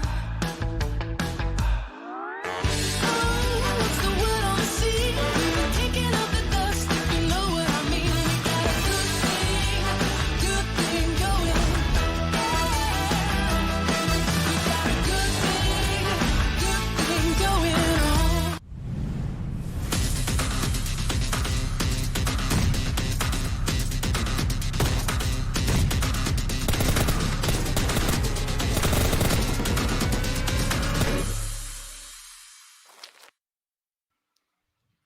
Welcome back, ladies and gentlemen, to PUBG Mobile Campus Championship Pakistan region, sponsored by Oppo F19 Pro. Power up your game, and it's me. It's gonna be your host Necro. Joining me is gonna be Phoenix Shivansh. So how you doing, Shivansh? I mean, you did cast, the first game, and I was watching, Team Qwerty get the first chicken dinner with their hands with 13 kill, and then the second one with 12 kills. I mean, I'm pretty sure you're pretty much happy.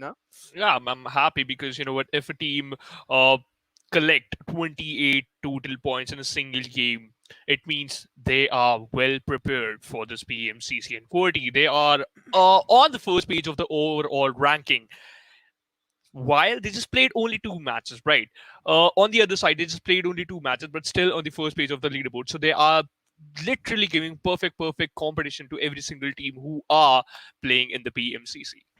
That's for sure. They're giving an absolute competition on at least the Group C and D. They're doing a phenomenal job overall with the way they're playing. Yeah. Overall, how these lads have capitalized on the situations. Of course, it's just an absolute beauty to witness. But I want True. to see Team Qwerty kind of facing the lads from A and B as well, because there are some legendary teams in that group as well. Oh yeah, teams like Arkadians, they were so good. But right now, it seems like they're struggling. They just have only, I think so. They just have only total 8 points. So yeah, they have to improve their gameplay. But let's see how they are going to perform in this particular match. Now it's going to be the Miramar map. I'm going to ask the same question from you. What do you think? The Thompson meta, the players are going to use the Thompson meta in the Miramar map, or they're going to stick with the basics? Well, I mean, to be honest, M46X is always way better. Sometimes it can be good in the close range as Oh well. yeah, So, I mean, I would rather use the M46X. Let's be honest. I mean, M46X has always been the meta. It's just an absolute laser beam of a meta as well. And even in the close range, you can just hip fire anyone down. M46 fire accuracy is pretty decent, to be honest. And I really feel like it does stand a massive chance against SMGs sometimes. but I have one question. Can you control the spray? You mean I personally, Yeah. or you mean the players? The players, we saw that they were so good with those recoil controls, but can you do it? Oh yeah, of course I can do Oh, it. I've okay. did it in the past as well. Yeah, I do have the gyroscope working with me sometimes, most of the times. But yeah, I can control the recoil. Well, I mean the players again, the destroyer, Oh yeah. the man absolutely decimated the entire competition in the previous game, even in the previous game. This man's performance is like sometimes if he does pretty good, yeah, if he does pretty good in one game, then maybe the rest of the games he will be doing good as well. But if he Yeah. just if he's not feeling it, if he's not doing really good, then the rest of the games as well, maybe his performance will just die out. But once he does really good, he's just like a rocket ship. He would just fly off to the sky. True. And you know what? If you're talking about flying off the sky, we have the plane path in front of it. Start from the south. Well, I mean, he is flying off side. right now. Oh yeah, he's I'm flying not off wrong. to do. So as his I'm team, not right? wrong. Every Well, single player is flying right now, just witnessing those beautiful cinematic view.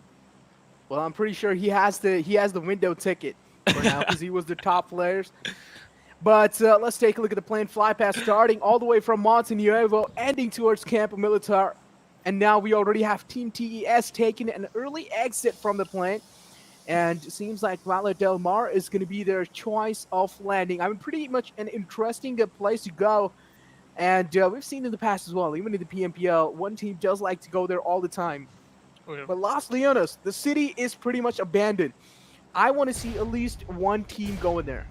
And you know what? If any team decided to, just drop down near the Los Leones area, they'll have some decent amount of loot because we all know that you are going to get decent amount of loot out there because the compounds. This is the biggest city in the PUBG Mobile right now.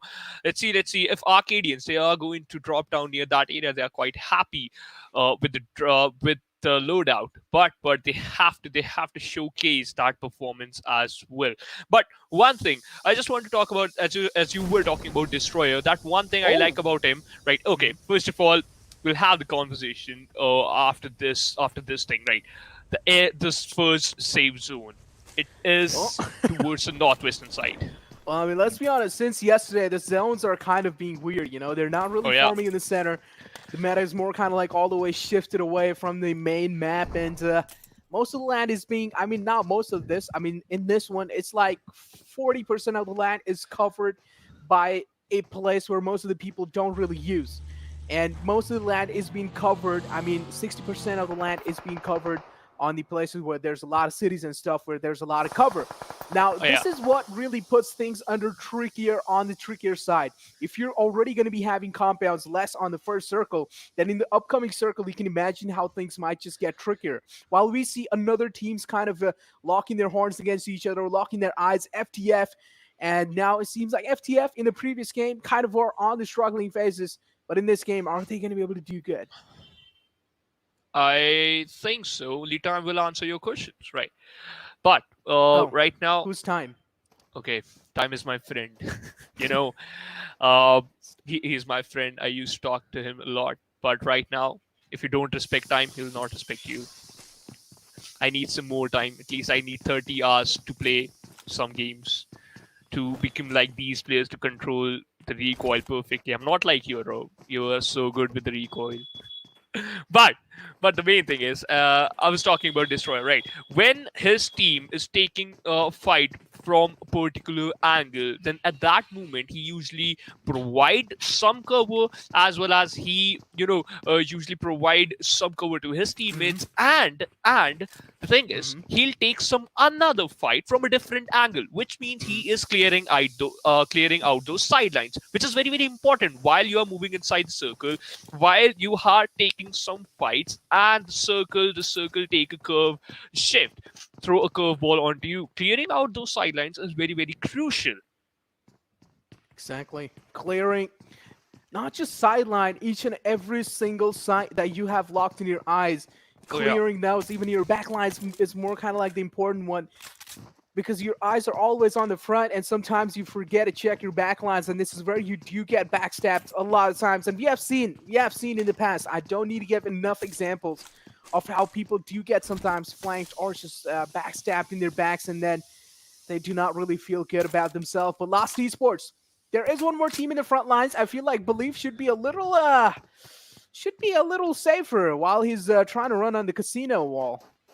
Oh, but we can see another team taking a fight with someone else right now. We can see the kill feed, the kill confirmation is also there, the first blood is there, but right now it's a stare down competition between these two teams. Lost Esports, iconic. He has a very unusual combination, a Mini 14 with an Uzi, right? Sometimes you know what, I think about this. What if any player decide that he is going to use this combination till the end? What do you think? What is going to be the result? That is definitely going to be there. Well, I mean, you asked me for the results. I'm gonna be saying the same thing as you said. Me, only time can answer your questions, bud.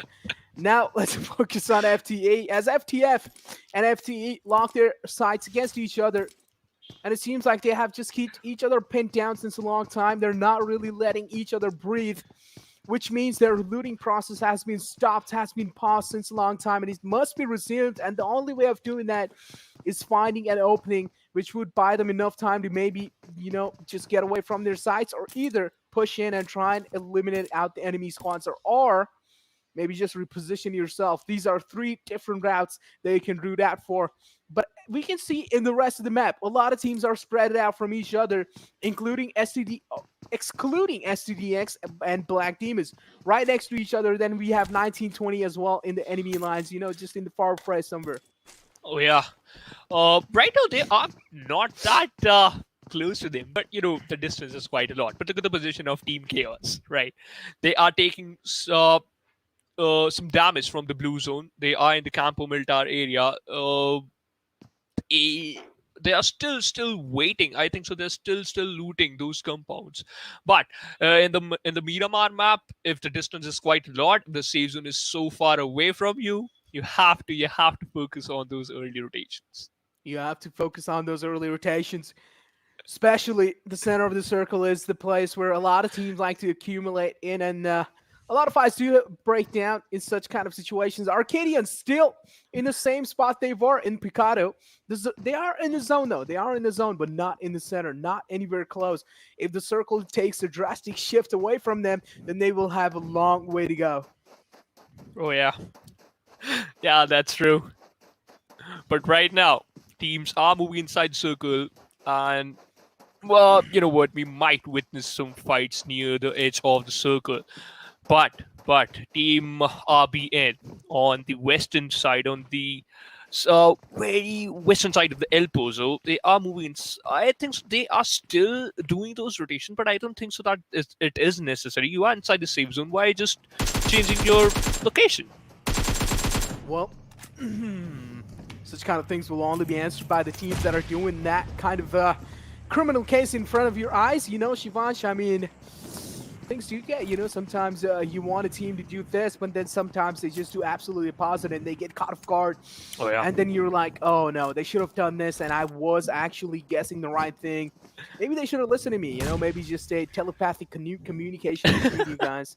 They should have listened to us. But now, Arkadians again, against Lost Esports. It's been a long time. It's been a long time between these two teams while their sights have been locked. And still, none of them have taken each other down. Maybe a little bit of aggression from a team can help each other to, you know, at least get one knock.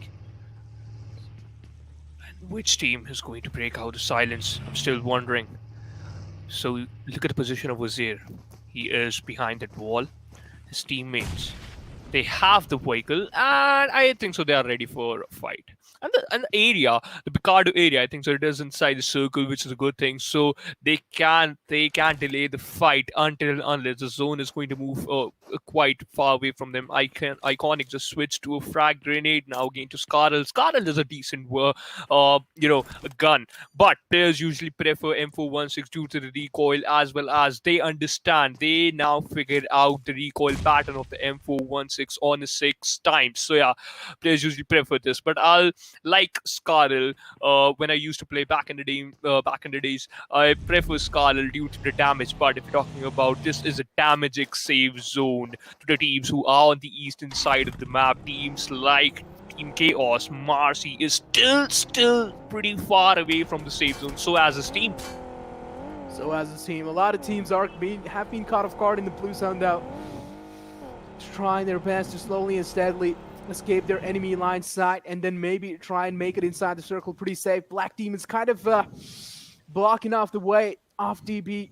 They're not going to let them go that easily, but they also need to make it inside the circle. Take a look at that. They're taking so much damage, while Black Demons doesn't seem like they have quite a lot of healing utilities for themselves. So maybe they should prioritize rotating inside the zone first, and then maybe finding your enemy lines later.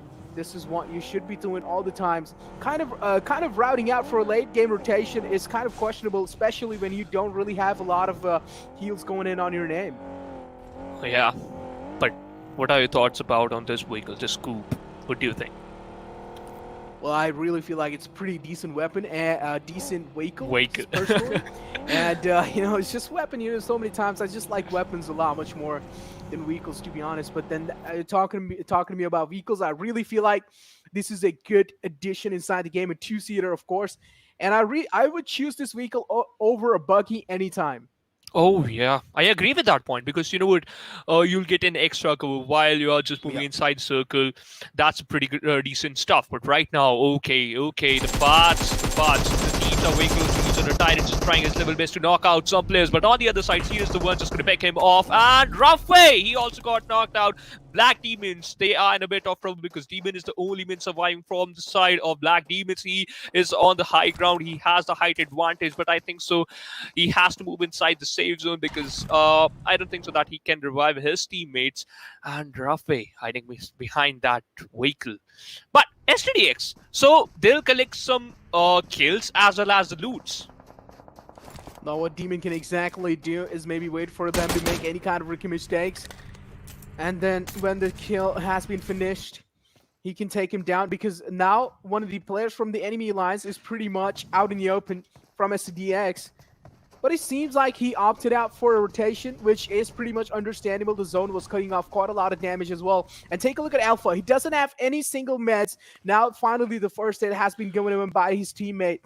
But for how long is that going to be keeping him alive? In the rest of the games, you will need a lot much more meds on your backpack. Yeah, to keep yourself alive, take some fights. Wolverine, he's using those bandages. Spotted down Fadi. Come on, bro. You have a SLR. Just dished out some damage. Okay, so he dished out decent amount of damage onto him. Fadi surviving on 40% HP, but we have the airdrop 2 in front of us. An M249 with a level 3 kit, as well as 8 times. So 8 times in a Miramar map, the best thing you will get inside a drop. That's one of the best things for sure in the Miramar map, but still a lot of people opt out for that 6x scope. Sometimes the 8x can be a little too much, unless if you're not really using a bolt action. But now exactly Paraboy proving my point, using an 8x on that Car 98. One crispy shot can be enough to fry his enemy out and just to crack open their skulls. But Team Qwerty is still on the high ground, and Paraboy needs to watch out from them as well. He should not be overexposing his body, or even any kind of over-aggressiveness, overconfident. You need to pay off the price for it. Yeah, I totally agree with that point. Meanwhile, Wolverine still waiting for that perfect opportunity. Now, the main thing is only one team taken exit from the lobby. We still have 15 players alive. And Wolverine spotted down one player of FTF. Zeher got knocked out. Wolverine, come on, you have to confirm that kill. Still spraying down some bullets onto them, and he burst down that vehicle. Tala just brought down to 20% HP. Where are the other two teammates? FTF, they are not in a good position. Wolverine about to secure that kill. Whoa! That was deadly. Pretty much deadly. Not really able to find the kill that he was looking for. Kind of blind firing inside the smoke. FTF for now are pretty much well secure and safe, as Wolverine spots out another one as well in the open grounds inside the vehicle. It's kind of a questionable move to actually making shots in such far away while there are moving vehicles. Of course, the vehicle of the speed is way much more than moving, so you should not be shooting on vehicles like those, because all it's doing is just giving your position away. You want to make sure you're being as safe as possible. Qwerty, again, does know they have the higher ground, so they don't really need to worry much about their backlines as well, because they do have one of their players, kind of down, playing it out safe, watching out the surrounding for their team. Of course, Destroyer is the man who likes to be more kind of like on that aggressive angle from that side. Oh yeah. Right now, third zone closing in, when we can see teams are literally engaging in some fights. Meanwhile, Black team is taking exit at 15th position because the last man surviving could not able to survive for too long. Zeher again taking a lot of damage, but now Voltrok is the one who spotted him out. This is literally a good position for Team Qwerty. They can change the name, but they can never change the performance. Right now, this team is still showcasing the perfect dominance, as well as they just want to tell every single team inside the lobby that we are here and we are not going to give you that chicken dinner easily. Meanwhile, on the other side, FTF, their two teammates got knocked out, and Vortrux, oh, that was a cheeky move. Fadi was he wanted to confirm that kill. He was bloodthirsty, but on the other side, he got punished. He did get punished. Voltrix, hungry for blood, wants to take another one down. The Lance of Miramar is finally wet with his enemy's blood. Voltrix again searching for his prey. Though, take a look at the circle shift. It's kind of out in the open in the no man's land, and it seems like Team Qwerty has the best of the zone on their name as well. But the rest of the teams are still trying their best, like teams like TeamXquetta, still trying their best to get out of that tricky situation where there is one more team on their enemy lines on the high ground as well, which is keeping them pinned inside that little compound. While we still have Team Chaos kind of scouting out the area, spotting out a player from 1920. That M24 shot almost connected, but Fadi decided not to peek out, and it seems like Lord White is just kind of giving away some blind shots, and he needs to realize that there is no collision. You cannot be shooting through walls inside this game. Well, yeah. But right now, I think so. He just wanted to do something else. Right now, I think so. He's providing some cover to his teammates, Mars, while he was rotating. But we can see FTF Lala finally knocked out one player. FTF Lala confirmed that kill. Uzer, he taken exit from the lobby. Only 42 players inside the lobby. Fourth zone start closing in 1920, as well as other teams who are outside of the safe zone. They are decided that they are going to move inside the circle with those vehicles, with the help of those vehicles, which is very crucial. But which are the teams who are quite safe inside the safe zone. I would love to see that. Teams still rotation being made from their side. One team is definitely not safe. That's going to be 1920. Team Qwerty is right in the enemy lines. Do not want to challenge the fight. Just right head on to them. Team Chaos. This is the problem of the Bucky, and this is why I will always choose Koopa over that. Just got rolled out. Whenever your tire just gets punished, unfortunate stuff. When the tire gets punctured, there's just nothing much you can do. You just always roll out. Your Bucky just always rolls out in the open field, and that's going to be putting you in such an uncomfortable spot. Team Qwerty on the enemy lines of 1920, but they do have the higher ground. So Team Qwerty is, of course, going to be having the upper edge inside this fight. Right now, 1920 using that smoke grenade to block out the vision of their enemies, and Team Qwerty, they already secured 8 kills. What? This is literally insane. And right now, I think so. They need some more. We already know that this team will never stop, and I'll be not surprised, right, if they're going to secure another chicken dinner. But this is a risky move from the side of 1920. What he just did. He received a lot of fall damage. Well, this is why you should never move out of a riding vehicle. This is why you should never move out of a moving vehicle. Even IRL, you should always wait. You should always be a little patient. Just wait for it to, kind of take the stop and then maybe walk out of it.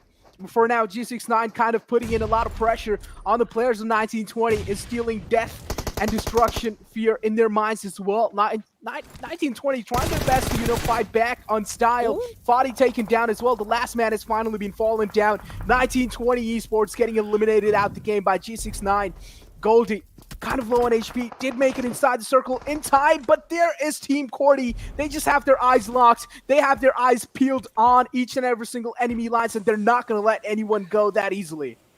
Literally taking fights in every single direction. That's what I like about them. Meanwhile, we can see Team FTE. They are on the edge of the blue zone, not inside the safe zone yet, but Destroyer still want to confirm some more kills, still looking out, still just scouting out that area. Reback, okay, he spotted down some players. He has an UMP in a Miramar map. It is an unusual combination, but right now, if he's sticking with that gun, he might have some plans. He might have some plans without a doubt. Oh, yeah. For now, FTE, again, kind of looking pretty good inside this circle. One of the players has been caught off guard in the outer grounds, out the circle in the blue zone. He's also taking some damage, and even the enemy alliance has spotted him out. So now he is in a massive world of trouble. He's in a heap of trouble with the position that he's right now. Take a look at Team Qwerty. So much damage being instilled in their enemy lines, and it doesn't seem like they're going to be stopped anytime soon. Reback, the kill will be confirmed by Wolverine. It seems like Team Qwerty just has an eagle eye today. They are just having the game of their lives.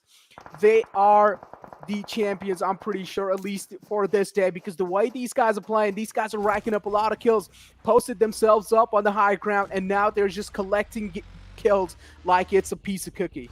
True. Taking down the players one by one, collecting those kills. Eliminating those individuals from the team is the best thing. Vortex, whoa, he is in a good position right now. He's jumped off from his Bucky just to secure that kill, and we can see that. Securing one kill is very, very important if you want to be on top. Meanwhile, Vortex, the kill confirmation is there. Team RBH is brought down to only 2 players. Still have 7 teams. Hellboy received a lot of damage, still receiving some amount of damage despite of the fact he is behind that truck. Right now, Voltrux already in the rampage mode, secured 5 kills, spotted down another player of Team RB, and he just want to secure his Bucky to make an extra cover, as well as to just hide behind that Bucky. Mujrim is the one just going to knock out one player of Team RBN. Hellboy, I think so. The kill confirmation is from the side of Team Qwerty. It's from the side of Team Qwerty. It's pretty much kills are just flying away from all the directions in their pocket. Team Qwerty is not going to let them go. And of course, they are doing the best for their opportunities as well. Whatever opportunities are being provided, they are going to put it to the best use. Team Qwerty taking little damage from Prime Smart. but going to be backing out, making the heals as well. But for now, it pretty much seems like Team Qwerty are dominating the entire in-game situation. And now it seems like they're going to be pretty much unstoppable. But one player from Team Qwerty kind of separated out from the rest of the pack. And here comes rotation from the side of Team Qwerty as well, realizing the fact that they have to make it inside the circle before each and every single team moves in. Yeah. Right, now look at the position of Team Qwerty as well as the players of Team STDX. They are just behind them. I think so. They have the height advantage. They can, if they want to, they can punish Team Qwerty. But Destroyer, he has some different plans. Just still, okay, he's out in the open. It could be deadly for him, but Destroyer, he is not stopping. Just still want to dish out some damage. Still want to exchange some bullets with this team. Okay, he is doing pretty good job, but he's inside the safe zone, which is more important. Is inside the safe zone, of course, more important. RBN, last man alive, still scared for his life. Does know if he moves out and gets spotted out by Team Qwerty, there's no chance of him making it out alive, or at least taking his team to a massive elimination, to a massive elevation in the leaderboards. But here comes some kind of rookie mistakes being made from the side of Team Qwerty, not really watching and kind of over-aggressing on their side, on their part, and they have to pay that off as well. Over-aggression, as I did mention, overconfident over-aggression sometimes can put you in some bad spot. This is why you should always watch out. Maybe they should have just prioritized getting inside the circle from a different angle instead of challenging a fight head-to-head directly against the squad of Prime. Smart doing an incredible job throwing those nades, confirming the kill for himself. Destroyer getting absolutely eliminated out the game. Sweeps out the game. Khan still knocked out. One knockout coming in from their side as well, but it seems like TeamXquetta from the back lines is putting in a lot of work. Oh yeah, Arslan just cooking a grenade. Blow up that grenade onto the side of Team RBN, but could not able to secure a kill or knock out one player. Switch to M76 to his helmet, is almost 95% damage. Knock out one player, but could not able to knock out another. Wartrucks is reviving his teammates on the other side. RZx7E ESPORTS taking exit at 6th position. Team RBN, they are not looking pretty good. Team Prime, they have to do something right now. Killers just want to throw a frag grenade so that he can stop that aggression from the side of TeamXquetta. Smart also doing the same thing, lobbing some grenades onto the side of Team Qwerty. Team Qwerty, now they are 3 men strong again. Smart just healing himself up, but he has only 3 bandages. Oh, he has only 3 bandages. And now Team Qwerty, again, it's just down to a 3-man squad, losing a man like Destroyer, of course, a massive casualty on their behalf. They spot out one more man. Alpha taking quite a lot of damage, and finally STDX taking an exit from the game as well. It's just down to these 4 teams alive, and Team Qwerty is one of them, and they are dominating the entire endgame circle. Did get kind of caught off guard in some unfortunate grounds, but finally they're back on feet and they have recovered from it. Yeah. Qwerty already secured 17 kills. That's an insane number. I would love to see if they secure 20 kills, and they are still looking pretty strong. We have only 4 teams, 9 players are there. Unknown on the other side securing some kills for himself. STDX, they are not looking pretty good. So as the players of TeamXquetta take an exit at 3rd position. But right now, we have only 2 teams left. Team Prime versus Team Qwerty. Team Prime versus Team Qwerty. A lot of shots being griddled off from the side of Killer. Most of them did whiz past the side of Qwerty. Didn't really connect most of them, but Qwerty, they do have that precision and they're not going to be missing any shots. So of course, Killers does get kind of punished and gets kind of caught off guard. Did try his best to at least get one knockdown on the side of Team Qwerty, but that's not going to be happening anytime soon. Take a look at the relentless aggression being shown from the lads of Team Qwerty, but it seems like now things are falling apart. The tables have finally been turned, and it's going to be Prime taking the entire game in their hands. And what an incredible way to close things out. Team Qwerty, they did try their best to take Prime down. The way they aggressed right inside the situation, they did find the right moment to strike. Did get one knockdown. That was kind of a window opening for Team Qwerty, but still, Prime managed to flip the table like it's nothing. In just a blink of an eye, they flipped the tables and got Team Qwerty down on their knees. Yep.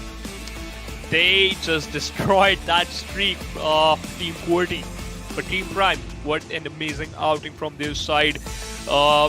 they showcase that if there's one team who is so good with their aim, if they are so good with their placement, they can be toppled down. And Team Prime just did the same thing, secure the second dinner as well as 24 total points. But if my calculations are not wrong, I think so. Team Qwerty, they secured let me do my calculations. 32 points.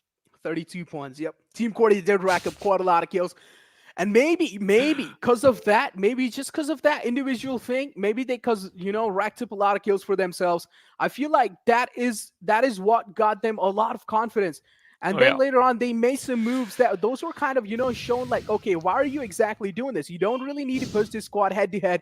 You could just wait out for situations to maybe, turn in your favor. Maybe wait for things to, kind of pan out in your favor. And maybe you should, just try to get at least one knockdown on your enemy lines that can open a window of a lot of opportunities. But still, Qwerty just straight up rushed inside the squad of Prime, and in the start, they just lost one of their best players, of course, Destroyer, and then later on in the end as well, the aggression kind of was kind of questionable.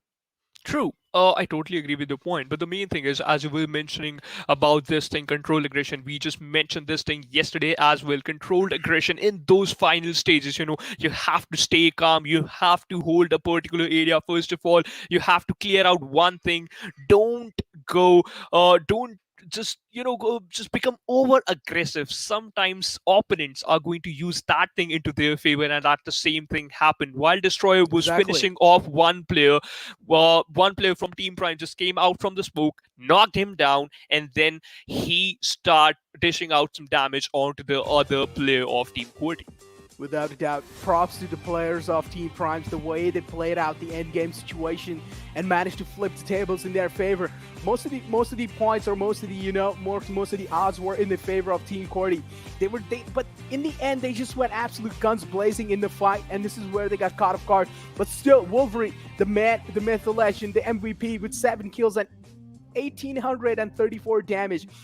Now, those are some massive numbers. I mean, 70 kills on his name. I mean, Team Qwerty has been pretty much consistent throughout the day.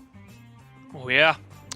But I'm still wondering at which position they are right now in the overall leaderboard. But we have the top players in front of us, 3 players from Team Qwerty and the 4th player from Team RB, Team Prime, basically. Killer is the one who has 4 kills. Well, that is, of course, there, but still on the top players after this game. Team Qwerty still has their name up on the top, but RB Killers this time from Prime showing his name as well. I mean, he is in his prime time right now after that game. Oh, yeah. But the main thing is how many points other teams secured. The teams who finished at the 3rd and the 4th and the 5th position. We have the match ranking in front of us. Despite of the fact Team Prime secured the second, but still they are on the 2nd position due to the kill points Team Qwerty secured. On the 3rd position we have Lost Esports with total 16 points. On the 4th we have STDX with total 12 points. We do have them. Well, I mean, overall, with the way they have been playing, let's be honest, Team STDX did quite good in the previous game as well, and now as well, STDX, decent performance coming out from these lads. Arkadians, Summer Down line, still, stuck in the below, and did get eliminated early off. The first squad to get eliminated, then we have Black Team is following it up, and then 1920 Esports. But I mean, it's like, in these kind of PMCC games, where each and every single team is trying their best to, qualify the finals, even in the late games, we have seen so many times all 16 teams alive. So sometimes things might get tricky, and sometimes a lot of teams do get unlucky. Yeah, the luck factor is always there, but we would love to see those incredible moments. For that, we have the Oppo F90 Pro movements in front of us. Due to this fight, SPX somehow managed to secure some decent amount of kill points. From this fight, Team Qwerty start proving themselves, just showcasing, just going on all guns blazing throughout the map, and they secured 20 kill points. Whoa. 20 kill points all by themselves. And take a look at this. This was pretty much Team Qwerty just racking up, sweeping up all the garbage that was in front of them. It's just like they were the garbage collectors, and they were just sweeping out each and every single one. Whoever was caught in their sight, they were just taking them down without a doubt, and all the way. They were just like the lawn mowers that were just mowing out the lawn. Oh yeah. But you know what? At some point, non-move, there was a wide side inside that grass, inside that sandy area. Just you know what? Just eliminated them from the lobby at the second position. But still, okay. Team Qwerty. They just Of played course. only 3 matches Of course. on the Of top. course. I mean, they have been showing a phenomenal performance. Let's be honest. As I did say, they're off to a flying start today, and none other teams have had this kind of a start as Team Qwerty did. 2 chicken dinners back-to-back, third game, an incredible performance. Don't even need any chicken dinner. 32 points, just counting kills in. I mean, that's a massive statement in itself. So Team Qwerty, of course, deserves that higher elevation on the overall rankings, and they have gone themselves the first position over the Slayers. Oh yeah, on this 9th position we have RZx7E ESPORT with 30 total points. Some teams who played their 4 matches, total 4 matches, still on the second page of the leaderboard, but teams from the second day, teams from this Group C and D, they are showcasing the presence and the overall ranking, the secure decent placement point, the secure decent placement in the overall ranking. The main thing is only top 16 teams will qualify for the grand final, so you have to be consistent. You have to be consistent without a doubt. And this is how the latter half of the overall ranking looks like. These are the teams that are on the bottom lines. All the way in the bottom lines, maybe just a fluke, maybe just a prayer can save their lives for now. The Chosen 4 expected that team to be on the top, but unfortunately that team isn't really on the place where we expected them to be. And we have 4th generation FTF, 1920 FTE as well. Team Cats, Arkadians, as you said, Arkadians is one of the best teams inside these groups. And it seems like Arkadians for now aren't really proving that they're the best. You know what? They just need that one good game Maybe. to prove themselves that they have the experience. But sometimes, if you're facing some teams who are just very new, you know what? If you're just dropping out of the same area again and again, what if your position has been compromised, has been contested by any other team? So you have to eliminate them first. Then you are going to secure that area. But we have the team card, and that is for Team Prime. You can see Mujrim, he has the highest amount, second highest amount of damage. Smart is the one who dished out 1279 damage. 1279 damage. Some massive numbers from the side of Team Prime as well. In the end, I mean, they did have kind of the lower ground over Team Qwerty, and I really feel like that could have been Team Qwerty's game without a doubt if they did not just push in. And I just feel bad. I just feel bad for it over and over again. If they just held their elevation over them, if they just held their high ground, they could have gotten the game in their hands without a doubt. True. But you know what? You were mentioning this thing that they are they're just flying. So they were like, we should fly high. And from that, yeah, I was about to say that if you want to hunt the prey, if you want to hunt something, you have to come down. Then you're gonna catch them. Just at that moment, if any team decided to hunt you down. And we just witnessed the same team. Team Prime just snatched that chicken dinner from their mouth. But still, they are on the top. They kind of stole their food away from their mouths, you know? It's just like, it's close to your mouth. You're almost about to eat it, and someone just steals it away from you. And you probably would feel pretty much grumpy and moody after that one. Yeah. But guys, after that game, make sure to, stay hydrated after that game. Take a little bit of sip of your water. Take a little bit of sip of your water, milk, coffee, whatever you guys like to have. But after that game, we're going to be taking a little bit of breather as well. Maybe we will be taking a little bit of coffee or tea as well, whatever you like. And we'll be catching you guys after this short little break. During a match, just like in the movies. Let's learn more about the all-new game modes, shall we? Titan Strikes. The Titan Strikes mode introduces 3 Titans to Erangel, Sanhok, and Livid. Godzilla and Kong move along designated routes across the map.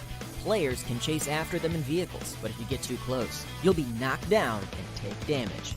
When Titans get ready to unleash a heat ray, the system will prompt players to leave the red zone marked on the minimap. Players equipped with high-level armor receive reduced damage from the heat ray. Titans will absorb energy which emanates gradually from the earth.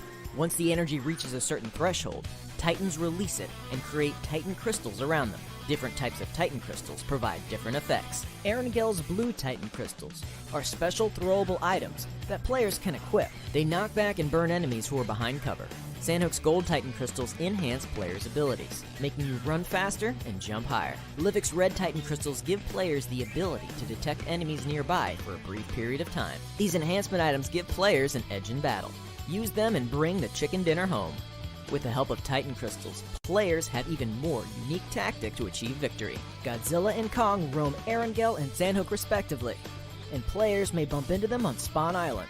Players can preview the Titan's route on the minimap, along with Apex Cybernetics, and low, mid, and high-level monster settlements. Apex Cybernetics are scattered along the Titan's route, which contains many valuable supplies. However, players can only enter the facility after a Titan has destroyed the base. Players that arrive early will not be able to get into the highly fortified Apex camp. At the same time, defeating different... Are you keeping it real? I'm calling shotgun, wanna see my baby run. Oh, what's the word on the sea? Kicking up the dust, you know what I mean. We got a good thing going. We got a good thing going on.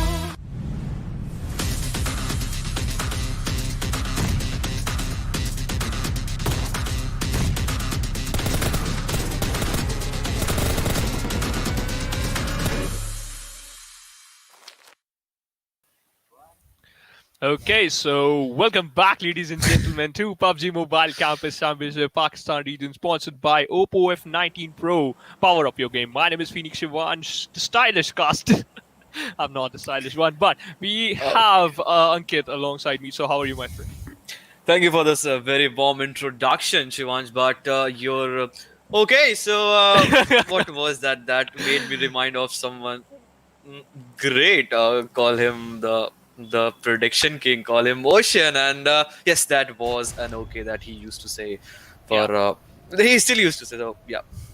That was literally awesome when he say okay. So that is so mesmerizing. But whenever I say the same word, it sounds like I am literally drinking some coffee, as Necro mentioned before before throwing it to the break. But right now I'm not doing that. I'm literally enjoying the games because the way these teams are performing was so good. Team Qwerty literally leading the charts on the top. They are so good with their gameplay, man. You have to agree.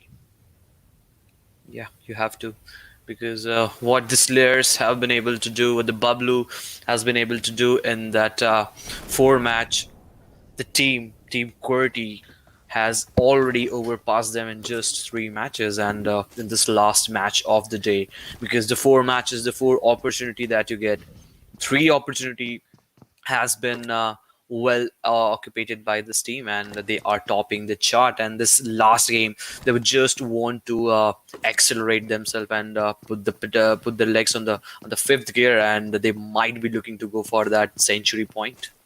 Oh yeah, but be careful. Don't switch to the 6th gear. It is reverse. If I'm No, not so wrong. actually many of the vehicle, the luxurious one has that 6th vehicle. So if you have Okay. to be on the top notch, you have to be on that. So Okay. every time So- the 6th gear not let you go to put Okay. your leg on the on the reverse. So So I, okay, so let me you have a very change bad my. knowledge, obviously, in the automobile sector. So yeah. Oh man, stop roasting me, uncle. Why you started this again? So, I thought that you're not going to roast me today, but And you know what? You're also factually wrong. The 6th gear is not a reverse. Reverse is somewhat a different gear. So that's not the 6th gear. and we got some information about automobiles from the side of Ankit. Thanks a lot, brother. I'm not. But like right, that is not but- counted sixth gear. The 5th gear is used to accelerate as fast as you can, and there's the 6th gear. If you call it the 6th gear, because obviously there are 6 gear. If the 5 gears lets you accelerate, but let's talk about the game. It seems that the teams are also putting their foot on the accelerator, and yes, that was a good jump. Got some damage. So yeah, you have to be very much cautious when you are just trying to speed yourself up. You might get the fall damage too at the end of the day. You know what? If you are gonna jump from a vehicle, a moving vehicle, a really fast vehicle, as well as from a higher ground, you'll take some fall damage. In the previous match, we saw the same thing. But right now, Team STDX, they are playing with the three-man lineup. And this is sometimes it work, sometimes it's never work in your favor. It does. It does. Sometimes the three-man roster actually helps you carry the whole of the burden, and then it it sometimes helps you. But obviously, if you are being slammed in by your team straight away with four players onto your head, you will face that heat. You will face that pressure because already you are down with one man and numbers advantage. We have seen this game how it actually pans out and goes into the favor if the advantage is in a way. But we must not take away the credits and the attributes that team actually has done event 3v4 or 2v4 like this. Yeah. But right now, we can see two teams in the Yasnaya Polyana area, two teams in the same vicinity, two teams in the same frame, two teams in the same angle, two teams together. But quite far away. And Yeah. I think so, believe. He's just marking that M416 for his teammates, collecting a lot of bullets. He has, okay, again marking another M416. If you need one, you can come here. You'll take this. This is one of the best gun. And basically, Ankit, which AR do you like the most? So because I go for that slam in approach and I play aggressively. So You? any gun, yes, I do. So any gun which obviously offers you to load the 7.6 to comment because it provides a huge amount of damage and dishes out the damage that the 5.56. It's not actually comparable if you have played with that. And so AKM is one thing that I go with that, and the close range beast Uzi. But it surely depends if my teammates are good with the long sprays with M416 and also I go for the charge thing. I usually prefer to go with that AKM and maybe an Uzi with that extended because then it offers you the 35 bullets. Yeah. But you know what? Sometimes you should use Vector as well as Thompson in those close range fights because we all know Yeah. the SMGs, Yep. the small machine guns. I think that's the term if I'm not wrong. If I'm not wrong again. So SMGs can never be a machine gun. So there are two different genres. You just need to understand too much. Come on, man. Yeah, Come you know what? on. That was a joke, man. Come on, you have to understand sarcasm. Oh, that was Okay. literally. I know the full form, but don't ask me. I know the full form, but you know what? I just wanted to crack a joke because right now, not a single team is interested to take a fight because this is the fourth game. They are just playing pretty safe, just holding those area perfectly. Look at the position of Team G69.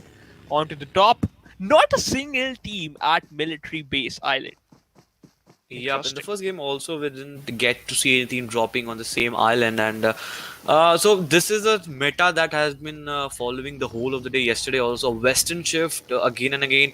Yesterday's Miramar map also it was a Western shift, and in last match also of the Miramars it was a Western shift, and the same is being carried also on the map of Erangel.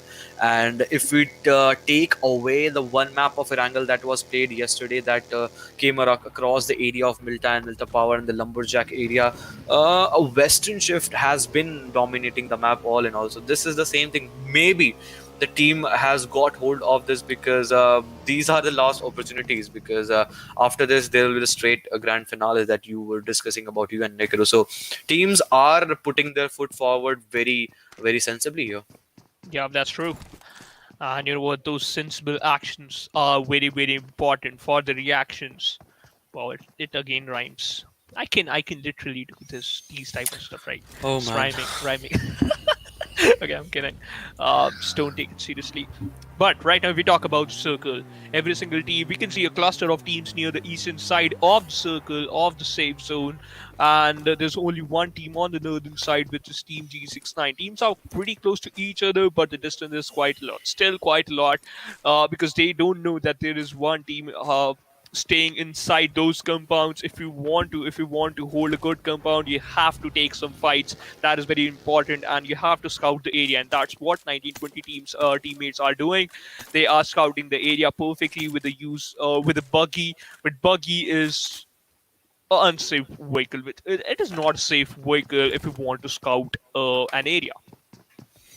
It can be if you just slam in and find yourself in a place where all the four members of the squad are already there, because then you will get the shots from all directions. So none of the vehicle are safe if we have to take this thing into the mind, because obviously there are windows, and obviously if you don't get the shots, your vehicle will be destroyed for certain reasons, because players will be taking the shots, and it has some susceptibility depending upon the type of vehicle you are using, and it get burst down after certain connection of shots. So you have to keep in mind. But for now, it's in the Lost Esports securing 2 kills already onto the name, just in the 9 minute of the game.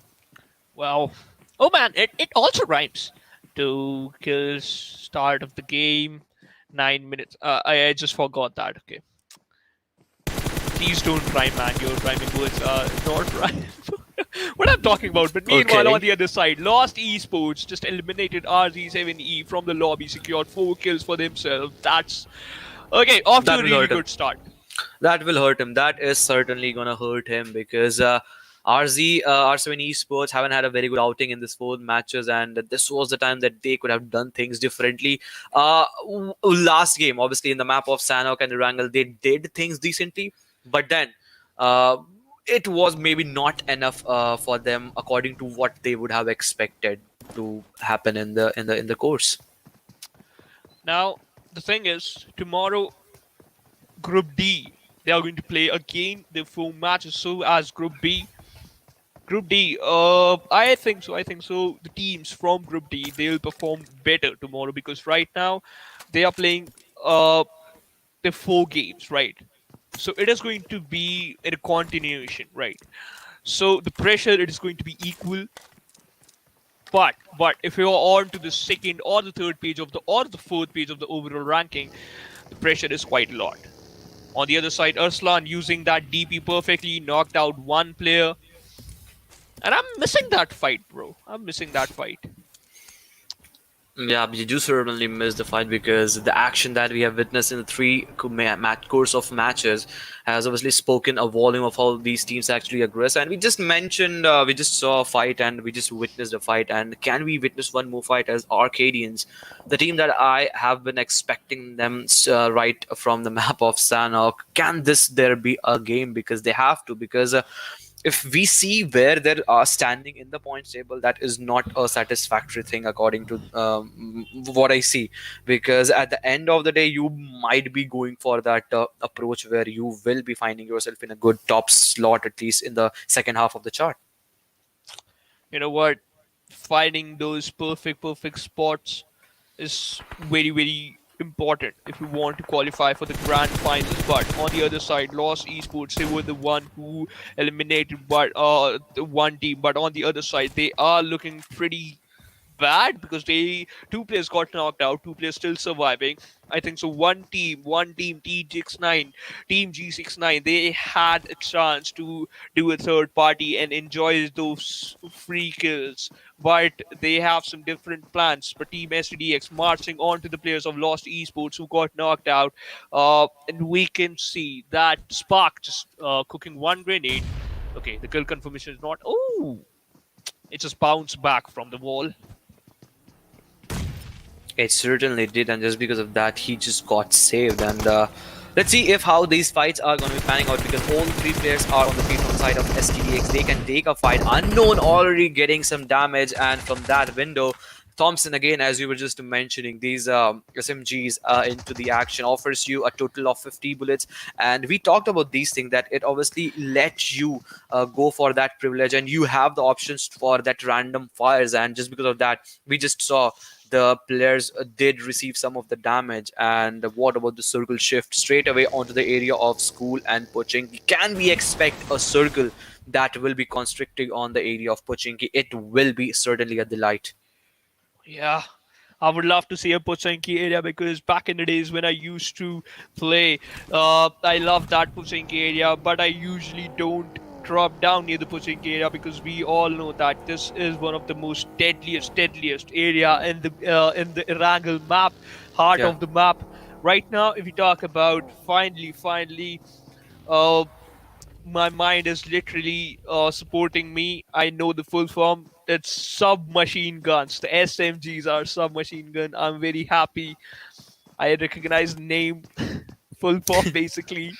But if we talk about at this position, teams are literally moving inside the circle to stay in a good position, to secure a good position. uh, Teams like Team Prime, they are not in a good position at this moment because they already lost 2 players. However, they secured 2 kills, but you need a full pack to take some decent fights. Yep, you need a full roster, a full amount of player, and that number advantage obviously help you. And that also somewhere down the line, Team Qwerty is lacking again. As I see, Destroy losing their front, losing the side, and time and again I have seen in the last match also. I guess Destroy was the one only that was eliminated from the sides of Qwerty, but that happened in the latter part of the game. This time, it has happened in the just 14 and 15 minutes, and right now, just we saw a moment back the circle constructing around the area of Pochinki. So the area of Potato Hill comes into action, and which team better than Qwerty would know how to scout the area and how to defend this. So 3 players into 3 different direction. This is a thing that might go into the favor, and they have to, because Potato Hill obviously let you scout and get you 4C to the other areas, but obviously would be a vulnerable position. So you have to be very much careful if you are holding that area. You have to be careful while holding those crucial areas basically. But right now, holding this warehouse is also important, because this is one of the best area in the Pochinki, and TeamXquetta, they are the one. They got a good hold of the squad house as well as of the warehouse. But one question, Ankit. There's one M16 on the ground. What do you think, Muqaddar? He's going to pick that or No. not? Why would he take it? You can see an ARM and M416, the secondary gun. So it will be a bad, I would say, an illogical move to go for that if you're having M416 and ARM, the best loadout you can ever have in the map, especially on of the Erangel. So why to drop an ARM or M416 and get the M16? So this it is. This is how it is. Like, I would love to do that, because, experiment. No, but why would we do that? Because I'm a noob, bro. Come on, you have the answer. They are one of the At least best you have the players. self-realization. That's the course. That's the best part of it. Yeah. Oh, I literally self-roasted myself. You know what? You must not be actually thinking about that, because this is something that you have been doing time and again for yourself. So you must not be sad or something like that about it, because you already know, because you are choosing M16 and ARM and then dropping it just because you want to take that M16 makes no sense, bro. Yeah, that's why Makes I'm not a certainly no sense. competitive player, right? If you are still not a competitive player, if you're just still playing for fun, at least trust me, take my advice. I'm just giving a little piece of recommendation advice. Don't drop your M416 or an ARM just to take in M16A4. Okay. Please. I respect your decisions. But right now, I will suggest you one more thing. That is TeamXquetta. They are in a bit of trouble, because one player got knocked out. The kill confirmation is also there now. They just brought down to only 2 players. On the other side, Arslan received a lot of damage. He just dropped down from the vehicle. Oh! Rafa, come on! That was an easy knock. Yep, that was. And but while we're having a conversation where we should pick an ARM, M416 and M16, the circle has already made a shift, and from that minimap we can see the circle has gone away from the side of Pochinki. That means the circle is now gonna be taking its course in the open into the area of ridges, and on the eastern side of Pochinki, that means more and more cluster, more and more congestion, more and more of dreadful and horrible situation, and a holocaust will be drawn as the number of compounds are pretty damn very much less. And with that, Muqaddar AWM shots connects well, and has taken 1 player down. And also Team Prime. So let's talk about this team now. The team that got the chicken dinner, I guess, in the last match is looking now very decent, and taking momentum strong is one thing, and losing some more players into one another again and again is something. So they shouldn't have at least lost all these players, because it becomes tough, and with those mollies and utilities being used on the sides of FTF, this might be a demise from the sides of Team Prime.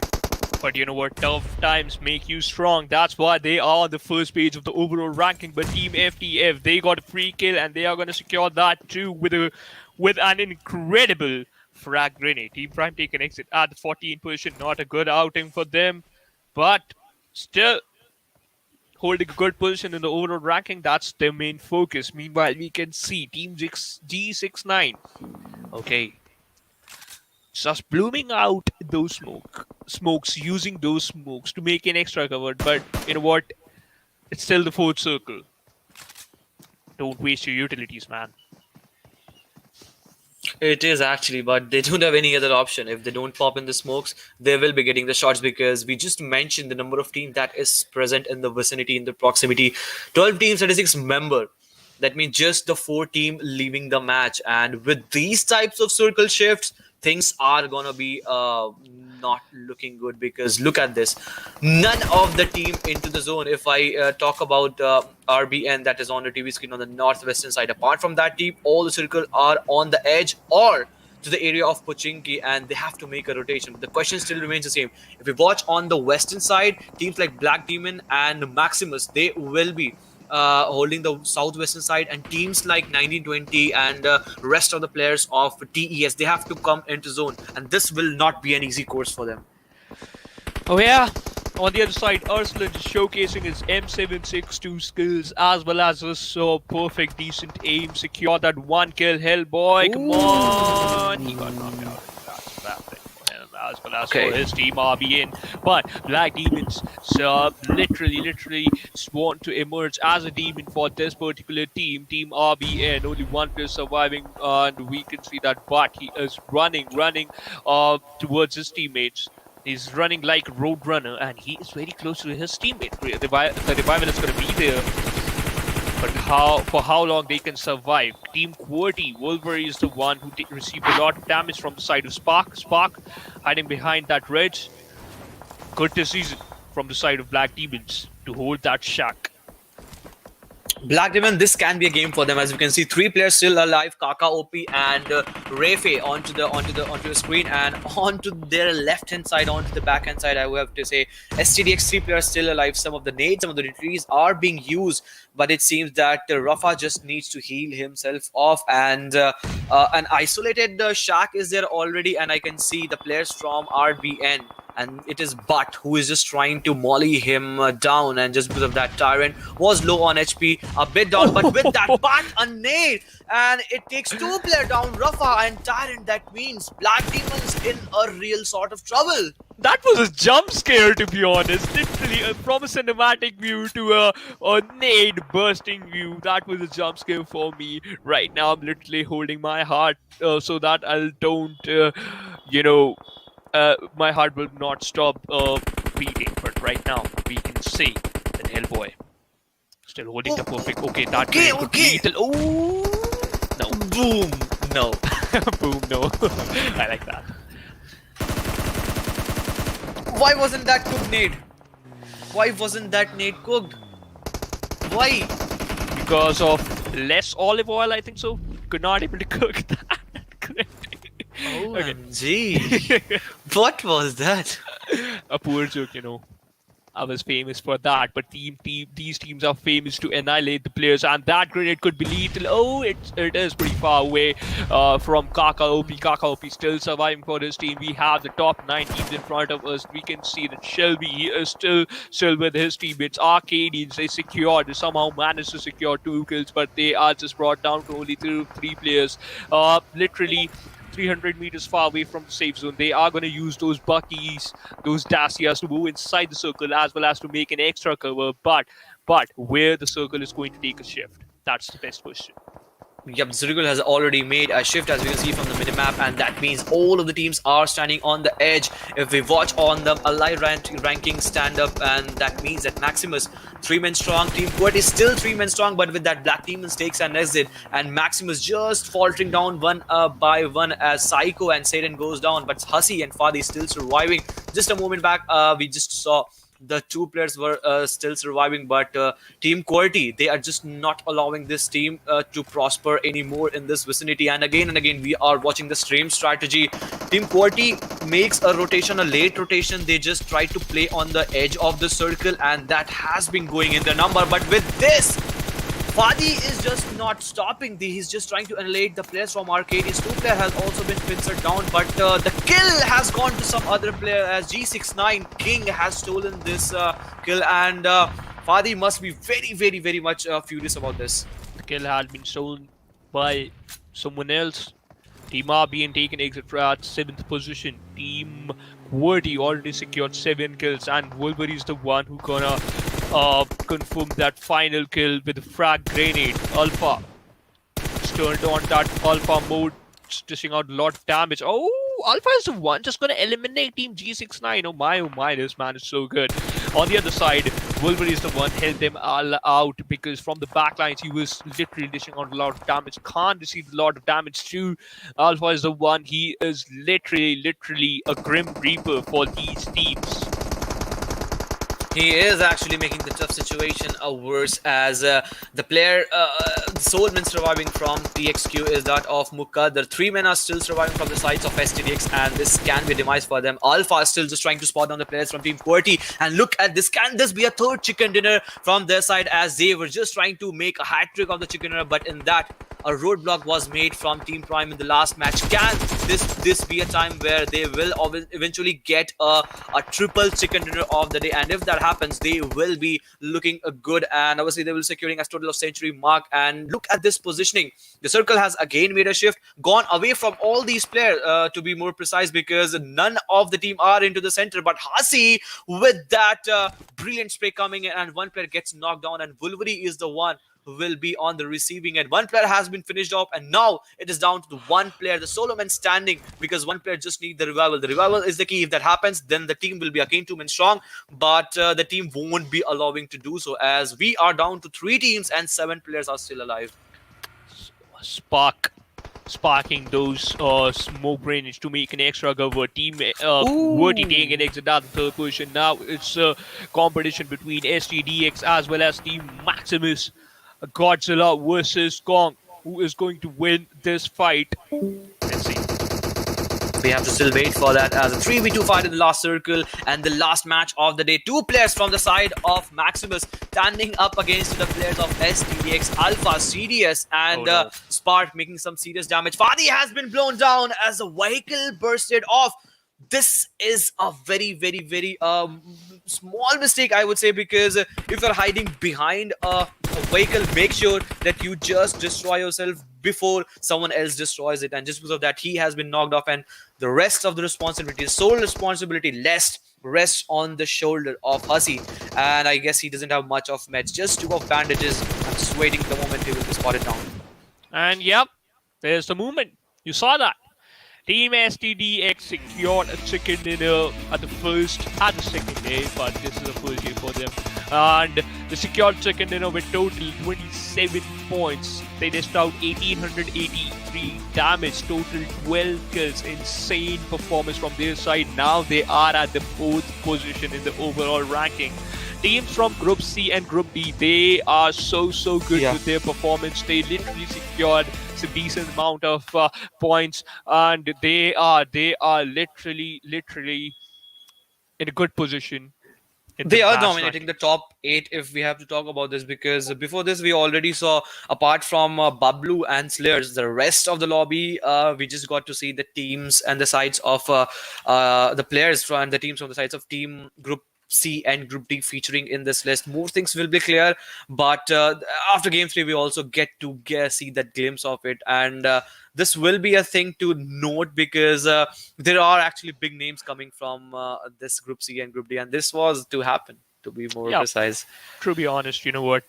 As I was just mentioning about that distance from a vehicle, you have to maintain this. You have to maintain a significant distance from a vehicle if you know if the opponent's going to blow out that vehicle. That's why Team Maximus they lost that one player in the final circle. Team STDX they secured second, and we have the MVP. Spark is the one who became the MVP with 5 kills, almost 800 damage. Wolverine on the second position with 868 damage, 4 kills onto his name, and third player from the side of STDX, his name is Alpha with 5 kills. Vortex also joining the fray with 4 kills and 630 damage. Exactly, and very good performance coming out from the sides of STDX, and just because of that, a 12 kills chicken dinner into the name, making a total of 27 points. But some teams also did a decent job. MAXIMUSxFTN, again and again, they are performing good. But for me, and obviously for themselves, Team Qwerty were a standout performance for the whole of the day, still securing a total of 19 points, and I guess they will have got that century mark hit up in the name. Oh, yeah, and you know what? Arkadians they secured 9 points. Literally, they had total 8 points in one game. They secured 9, so they'll have 17 total points if my math is not wrong.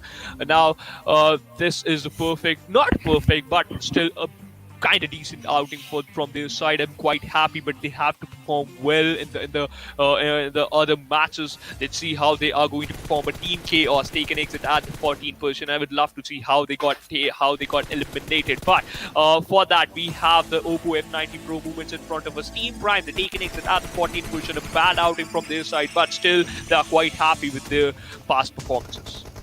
Yep, they will be, because they have done some decent jumps and a good sort of resilience we have seen from their side, and just because of that, they have secured some good kills. But Arkadians, I just don't understand. All the 4 matches just didn't go in the favor in the way that I actually hope to go in the favor, and this was a rookie mistake, a small mistake I would say, but they have to pay a very big price of that, because they could have been fight from their side, but when you go just 1 player down against a team with 3 players, it becomes tough and impossible. And with that, overall ranking on TV screens. Oh my god. 106 points onto the name of Team Qwerty. Yeah, you can see the experience always showcase. You know what? The experience always help you a lot to stay at the top. Oh man, it rhymes again, okay. STDX on the 4th position with 56 points. So as Portal Esports. But we talk about the second page of the overall ranking. Lost Esports, Freestyle, RZx7E, Stalwart, Esports, TeamXquetta, TES, Tyros, X, and Rules Breakers. They secured a decent performance, but things will get pretty interesting if we talk about the 3rd page as well as the 4th page of the leaderboard. Because one thing, ladies and gentlemen, only top 16 teams will qualify for the grand finals. So you have to be in the top 16 if you want to qualify. So yeah, the sword is hovering and looming around the heads of all these teams that we see from 17 down to 32. Now it's the team that are on the screens from 17 to 24, and must not be happy the way the Chosen 4 performed yesterday. 1920 Esports, Oh, yeah. Chaos. It was a day for them, for these teams today, but they were not able to convert into a good day. But still, some of the teams I want to showcase their performance when they come into action, as tomorrow will be time where Group A and D will be colliding. That means some of the teams will be playing again. And STDX, we just saw their roster on our TV screens. This team actually got the chicken dinner in this very last game. 4 opportunities, as we just see the Erangel, Sanhok, Miramar, and Erangel. So if you get a day that actually doesn't go in your favor, but still if you get a chicken dinner or maybe a decent kill, total of 25, 27, total 28 point or so, that will be helping to boost your confidence up.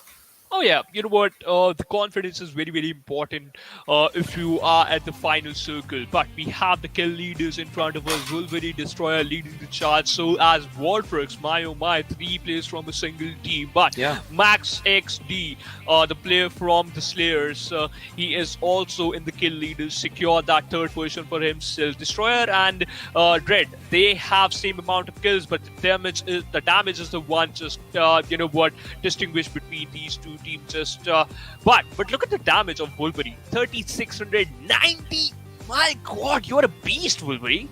Yeah, close to 4,000 damage in just 4 match. That means 800 to 700 on an average from each match. This is Wow. not an easy task. This is a daunting task, and it needs something extra. And that extra has actually been done from this team. So yesterday we saw that kill leaders being dominated by the players from those players that actually topped the list before Team Qwerty joined yeah. the frame. Now, when Team Qwerty is on the top, we just saw how all the three players from out of four were featuring into list. So it becomes so obvious when your individual players start performing. Eventually, you will be shooting up your number high in the total overall ranking. That's why they are just leading the charge in every single direction, right? Top players, they're on the top of the overall ranking, but other teams, they are also performing well. I would love Yeah. to see teams are literally fighting for that first position as well as for the top 16. But this is the end of the show for today. We'll come back tomorrow with some other interesting Yeah. games. Tomorrow, Group A and D, they are going to play their other four respective matches. Till then, we're going to meet you tomorrow. Till then, take care, stay safe, and stay sanitized. Sayonara.